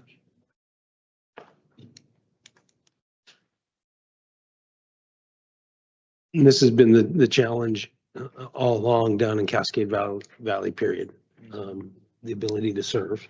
on something that was annexed a long time ago. We keep hashing this out in every meeting I've ever been in, and there's only one method to do to not have it in the city, and that has to be on the ballot. It goes back to the vote of the people, whether they want it in or out, and that, I believe, Catherine, to de-annex something, is that a vote of the people, the entire city? The area. No, so, and we had talked about this with the farm unit down there previously. So there is an opportunity, it's called reduction of city limits. It's a separate chapter in the RCWs, and it does not require a vote of the people. It would require council action if it's property that is zoned agricultural. Well, I understand that, but this isn't zoned agricultural. The Schneider property? No, that is, but not the one we're talking about today. Right. But the one we're talking about today, Willow Crest, that's already platted. Right. And subject to a covenant. Right. Originally from 2007. Right, but the other ground. Right, that came in with the Right. Schneider. And so that's where staff is looking for direction. But while you brought that up, I mean, I guess the other piece to that is if water is not going to be serving Cascade Valley, what do you want to do about the Schneider Homes farm unit?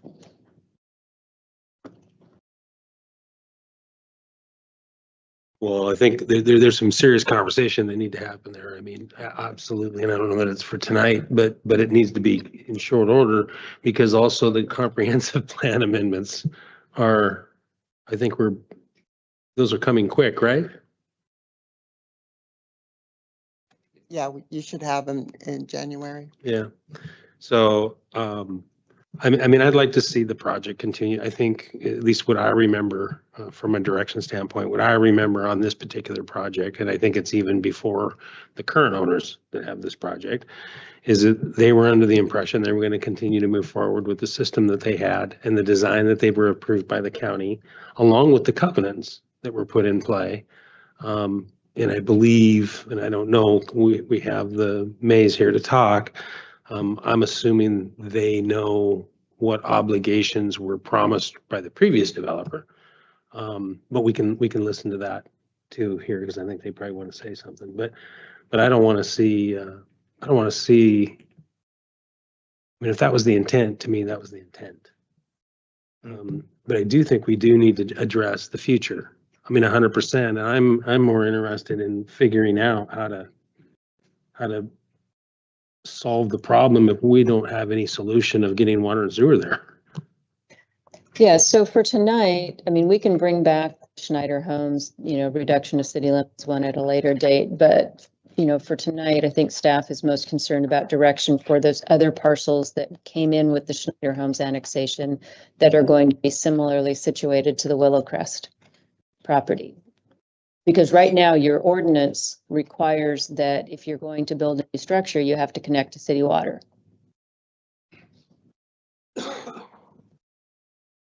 How many additional parcels are we talking besides the Willow Crest?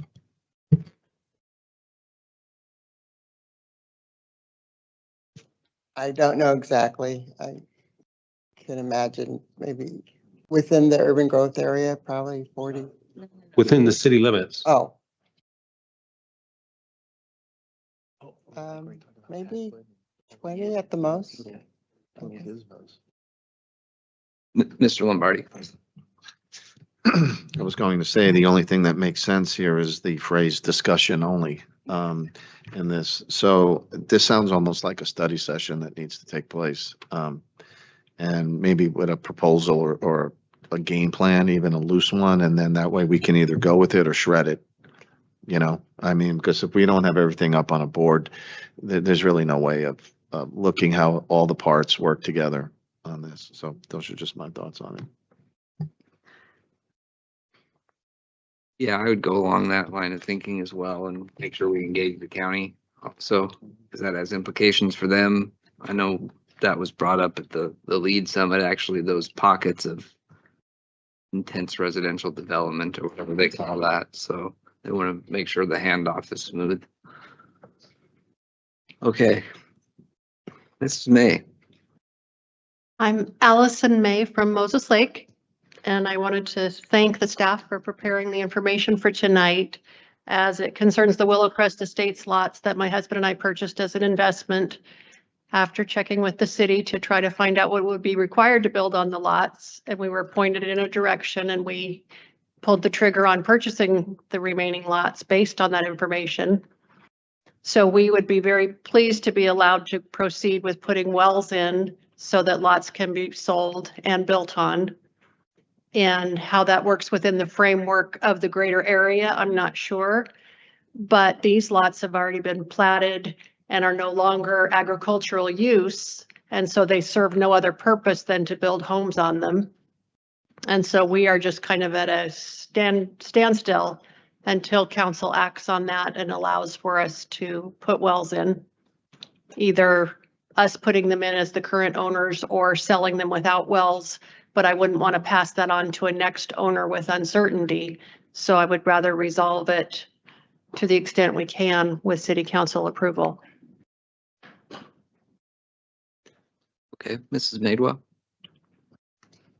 So are you saying individual wells with each lot? It was platted with one well per every 2 lots. And so we would be putting in 10 new wells to service the remaining lots that don't have wells yet. Can you do a community well? That would require replatting, is my understanding, if they were not going to have the shared wells that had originally been proposed. And so that would be a whole new undertaking. I see. That's also a water system. Mayor, Yes. if I may, so this is the discussion that you just had. So the Willowcrest Phase 3 is already a done deal. Yeah. So for discussion in the future, we'll have staff bring back the number of other lots that fall within the same annexation that would require separate approvals by the city outside of Willowcrest. So for clarity for Allison, they can drill their wells? Yes.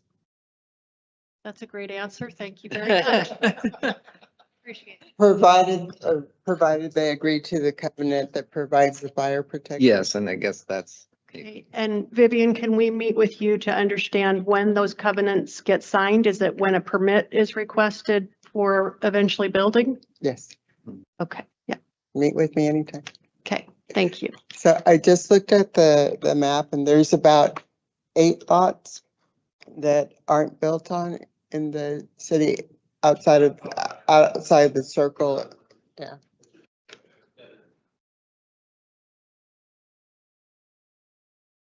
Okay. Thank you. Thank you.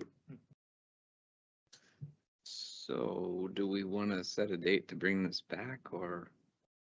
So I don't think this needs to come back. Mayor, what needs to come back is a discussion on the other properties. I understand. Okay, excuse me, to clarify, that's where I'm going. Okay, yeah, we can certainly do that. Right? Yeah. Okay. Let's see. Next we have item number 6, which is Civic Center Solar Panel Project Modification Option. Brian. Sorry, getting done right here. Okay. So for the Civic Center Solar Project, we have the opportunity to either add additional battery capacity or to collect savings. So in 2023, when the grant opened, we obviously applied for it, got it. Since then, Washington State has made solar systems tax exempt. So there's some savings there. So the savings in total is about $170,865.41. So the big question is, do we want to get additional battery storage or do we want to collect fees? Sure. Keep the money. Yep, I think we're gonna gotta get a little bit back, Brian. Understand. Okay. Anybody else? We need a motion on that? Okay, well. I would make a motion that we go ahead and realize the tax deferred savings. that I'll we second got. that. We have a motion and a second. All those in favor? Aye. Opposed? Motion passes. I think a lot of that's based on the reliability of our grid otherwise here in Moses Lake. So hopefully the necessity isn't there. The fourth day. Yeah. Moving on, item number 7, which is to authorize the snowplow contract. Brian, you're up again. I'm up again. I'm full of it today. Both work and others. So thanks for approving the 2025 budget, because now I'm gonna have to approve a contract for snow removal that potentially could start January 1st of 2025. So we went out for bids, got quotes from CWA. They've previously been the awarder of this contract for multiple years. I think all 12 that I've worked here.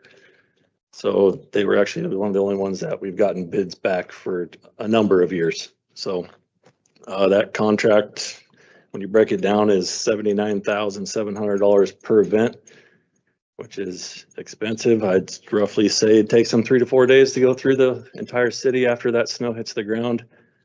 We will not call them in until we have at least 4 inches of snow on the ground or it building. So it's not just because it's snowing we're calling. It's to the extreme of traffic, getting through town, getting through residential roads is difficult. So. Councilmember Lombardi. So, in your notes, you mentioned that your estimate, I think, was 51,000.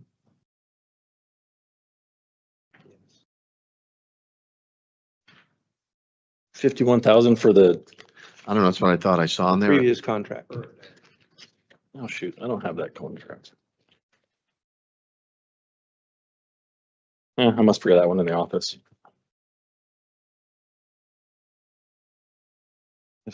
Or do you have that? I don't think it'll pull it up on that one.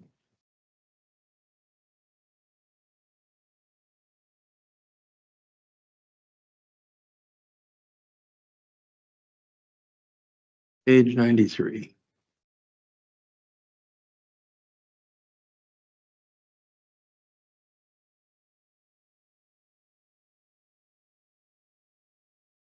Okay, I got you now where you're at, Victor. Okay, so we're in agreement on that? Yeah. Okay. So I'm assuming that that was based on last year's contract?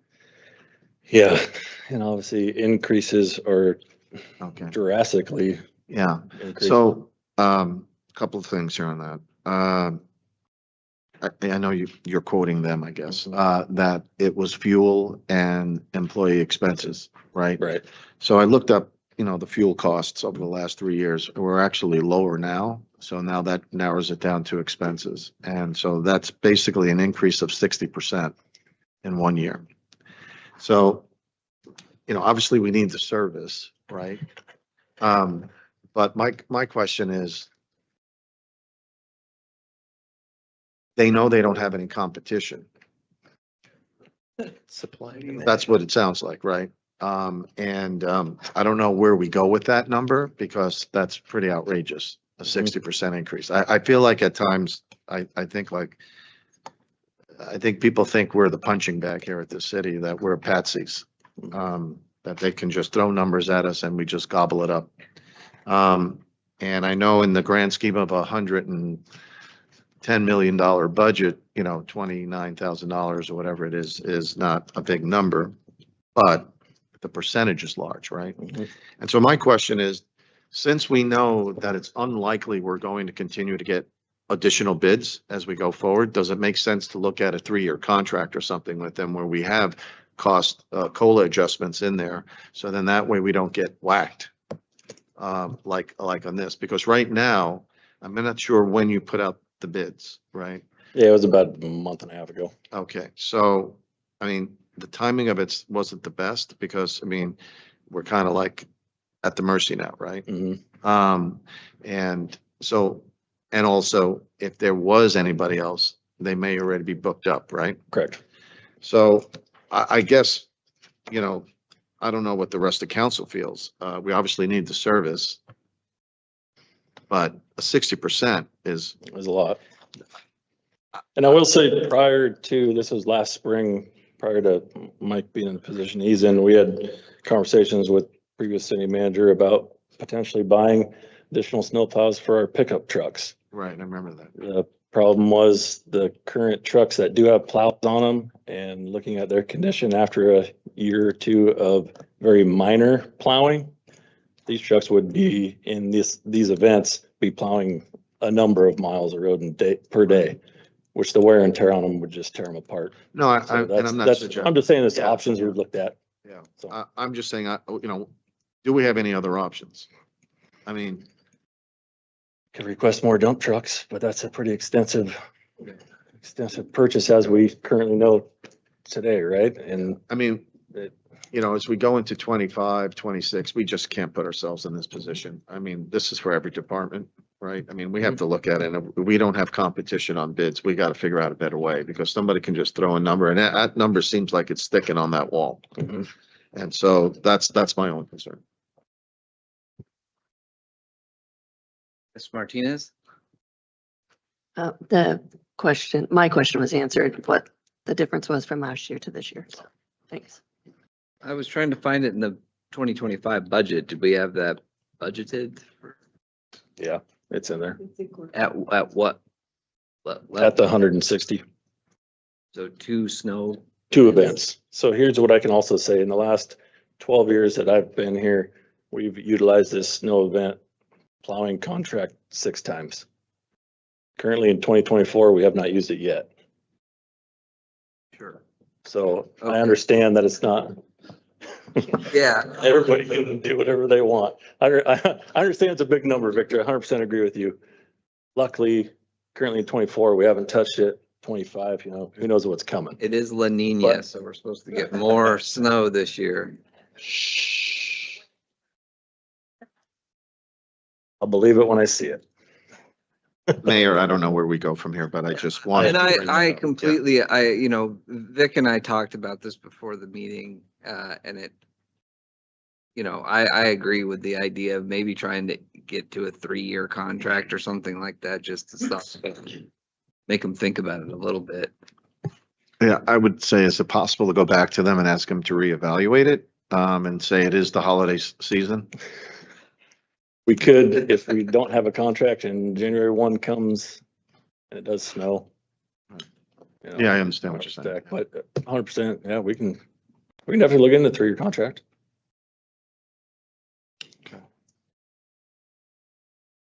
Mr. Fancher. This is a problem. We don't have another big contractor in town because it's the type of equipment that they have is part of the issue. They've got all your dump trucks and road graders that you don't have. And so that's the problem. We need, in fairness, you would need another large, that makes this their home, because what they're basically, you grab it as guys that aren't on the payroll that day, but still work for them. Agree. I think you might be able to cut a bigger deal, and I just don't know. You got to put it out for bid, but maybe we put it out for someone for a 3-year event, and maybe you can get a better number, knowing that they've got it for the next 3 years, and put that out. Yeah. For early this next year, for the following 3 years or something. Yeah. Absolutely. Options, right? Okay, that's some good discussion. I think, we don't have to, but I'm gonna abstain. are you really? Okay, that's fair. I'll go ahead and move to approve 2025 snowplow contract as presented. We have a motion and a second. All those in favor? Aye. Opposed? Begrudgingly, aye. It's expensive. I said aye, but not Okay. because I really want to. All right, so sorry, Don, aye. Aye. Nay, anyone? Okay, motion passes with 1 abstaining. Next up is item 8, City Attorney Contract Amendment, presented by Madeline. So in your packet this evening, you have an updated contract for our city attorney who has been with the city for over 32 years, I believe is what you said. And it has been sent, the rate that she has charged the city has been established at $220 per hour since 2013. And so she is requesting an increase to 240 an hour for the. So that contract is in front of you for approval or discussion. Thank you. Any discussion?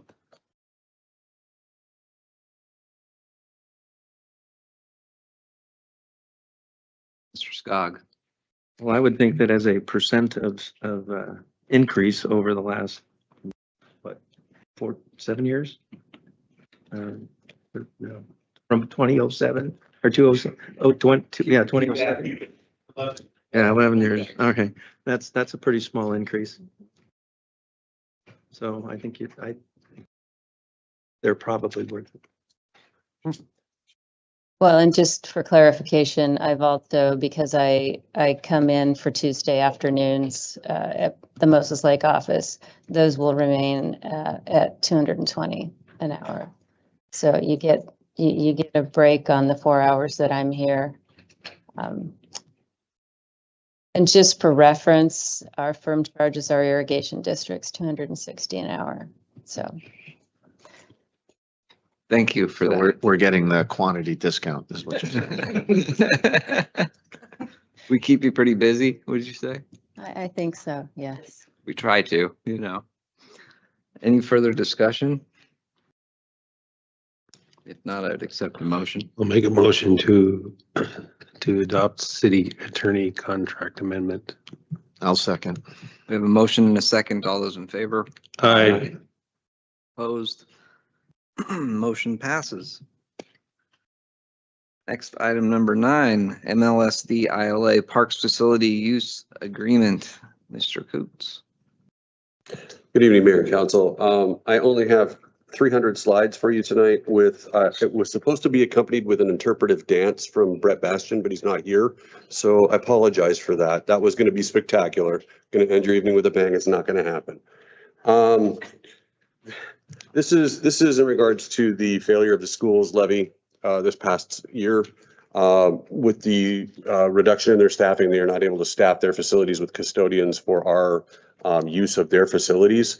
This amendment to, and it's really just an amendment to Exhibit C of the agreement, which was included in your packet, and we included both the original agreement and the amendment. The changes were in our duties and conditions, and it just allows our staff for the program to be the quote unquote custodian, making sure the school is ready for the next day for school. So we're picking up any trash that people leave. We're doing a walkthrough and making sure it's ready to go. And also that we're the supervisor of that facility while we're there. So we do not have to pay additional to have a school district employee there. Those are the only changes. This will again be revisited. Our agreement with them, I believe it expires in 2026 in May, or 2025 in May. So we will reevaluate at that time. Hopefully they'll have passed the levy and we can just go back to the previous iteration or a new and improved iteration working with our city attorney and their attorney. Staff recommends approval. Appreciate that, Doug. Thanks. Discussion?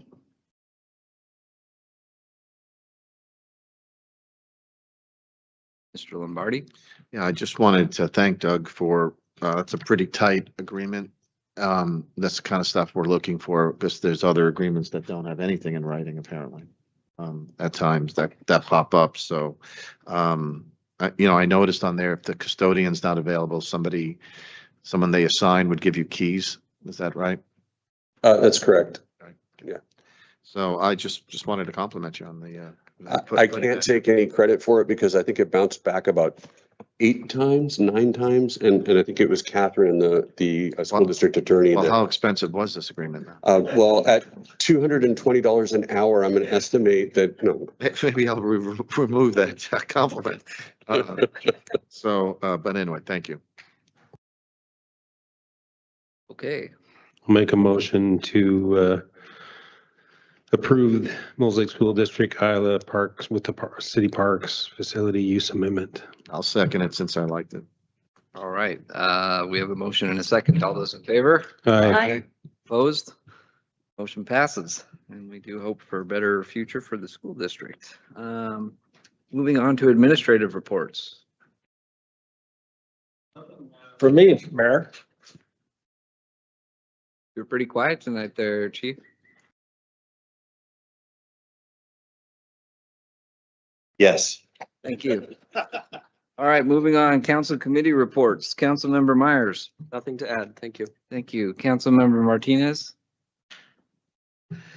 At this point, I don't recall the public safety meeting, but I have been, I participated in 2 different meetings. The Grant County Homeless Task Force. We are, it's a board of, there's members on there and some participate and some don't, but we're going to give it one more try next month to get everybody that's actually on the board to meet to try and provide more structure to what we're supposed to be doing. And then the opioid abatement council. I think what I'm looking for is direction on the decision making.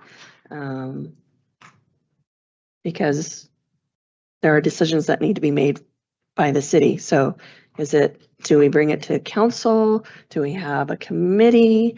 Is it just me and Dustin that decide these things? are you looking to me? Well, to anybody, anybody who might have an Yeah, answer. I think we were shut out of the first meeting, right? So Yeah. hasn't gotten off to So it was my understanding from the first meeting I attended that some of the cities were just putting out requests for proposals to see who in their community seek the funds and qualify for the funds. So that would seem like a good way, unless the council's already aware of agency, that we'd like to reach out to, so we could put out a broad request for proposal and let agencies submit proposals to request funding through the opioid reduction funds. Right, that's the preference, but at some point, say we get 10 RFPs, we only have $29,000 annually. So, that's the next step, I guess I'm asking. I mean, I can vote, but I'm pretty sure council wants to have, some input on that. So you can bring that up certainly with the council as a representative on the board. we'll have to figure that out sooner than later. Yeah.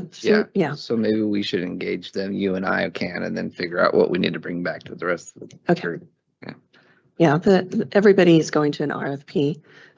There are obligations to be transparent. Right. Yes, which means reporting. really the easiest way is an RFP. So, yeah. I just wanted you to be aware of that. So do we want to schedule an agenda item, or how do you want to cover it? I mean, we could schedule an agenda item and you could bring it up and council could have a discussion, or however you'd like to do it. Well, I think there's a consensus to do RFP, correct? Sure. Okay. I think so. That's the first step. Now we have to create the RFP to go out. So. Okay. Did they have any examples on the committee? I believe so, yes. Okay. And Caroline will help with the language on that. There you go. Yeah, Okay. so it's not like we have to invent the wheel with an RFP. That's where I'm going with that. We probably just want to engage Carol on, and then we can. And do you want staff to do that, or would you like to do that? No, I can do that. We actually meet monthly, so it's Okay. It's not like every few months and. Okay. Yeah. So if you reach out and if you need any staff support, just let us know. Okay. Does that work? Yeah. Okay. Thank you. Thank you. Clerk Burke.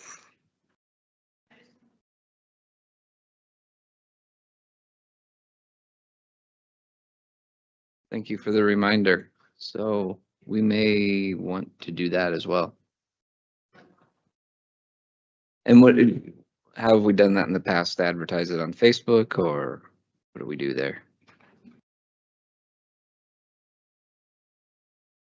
Okay, perfect.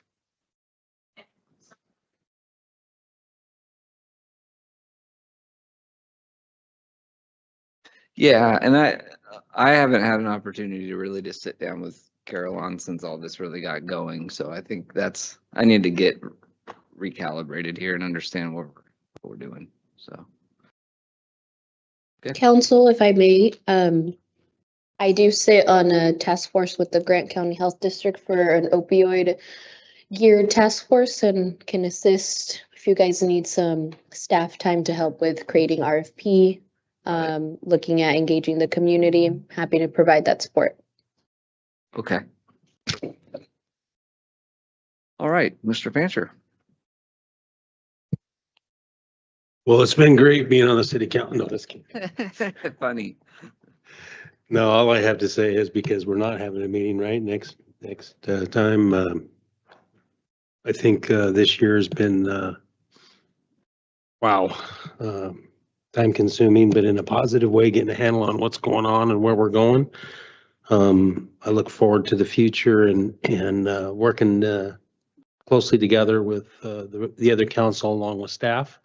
I think we made some headways. We got a long ways to go. And I think now that the budget and the code's behind us, now we need to, I mean, at least I intend to put a lot of energy into figuring out who's the next Mike. So, but no, I appreciate all your guys' work on this budget and the code. All of you participated heavily in some capacity, and it's not been easy. And I know this council has been very involved and demanding. Yeah, maybe that's the best thing, but appreciate your guys' patience also. Thanks. Thanks, Mark. Councilmember Skog. I'd just like to just agree with what Mark had to say and just appreciate all the work you people do. And it does not go unnoticed or unappreciated. Councilmember Lombardi. So before I forget, I wanted to wish everybody here a Merry Christmas and a Happy New Year, because we're not going to have another meeting this year. So same thing, of course, to staff. The Port of Moses Lake, they've had a lot of meetings in DC and meeting with lobbyists and elected officials. It should be noted that Patty Murray and Maria Cantwell have been bringing in some money, and they brought in recently $4.5 million for the West Canal project. So that's helpful. There's been talk, obviously, in the papers about Boeing laying off people, but they're still going to be here in Moses Lake. Right now, we have about 70 planes. They're renegotiating another lease, so they'll be here for a while. And as far as the municipal airport goes, they had a couple of issues, and I'm not sure if they brought it to your attention, Brian, on the water level. They think there's a possible break. We've already identified it. What's that? We already identified it. Awesome. And then that pothole where a dog almost went down and. That was the lid to the septic tank that's been covered. Yeah. And also on top of that, there was a request for some signage that was posted that has already been made, installed, and done. Awesome. I told them you could do it. Okay, great. Staff did it, not me. Yeah. Well, I know you love making signs, so. So that's it, Mayor. Thank you. Great. Thanks, Vic. Deputy Mayor Madewell. I don't have anything to report, but I do want to say thank you for everything that you've done this year. For the council, I love working with you, but staff being available, you're very, very much appreciated in my heart. And I wish you a very Merry Christmas. Thank you, Judy. I don't really have much other than also I would like to wish everybody a Merry Christmas and thank you for all your hard work this year. We will see you Thursday, the appreciation breakfast. So for everybody on council, please enjoy your holiday and time with your families and try to not think about everything we've had to go through this year. So with that being said, I will adjourn, or excuse me, we will have a brief executive session with potential action to follow. Otherwise, the next regular meeting is January 14th, 2025 at 6:30 PM. Yeah.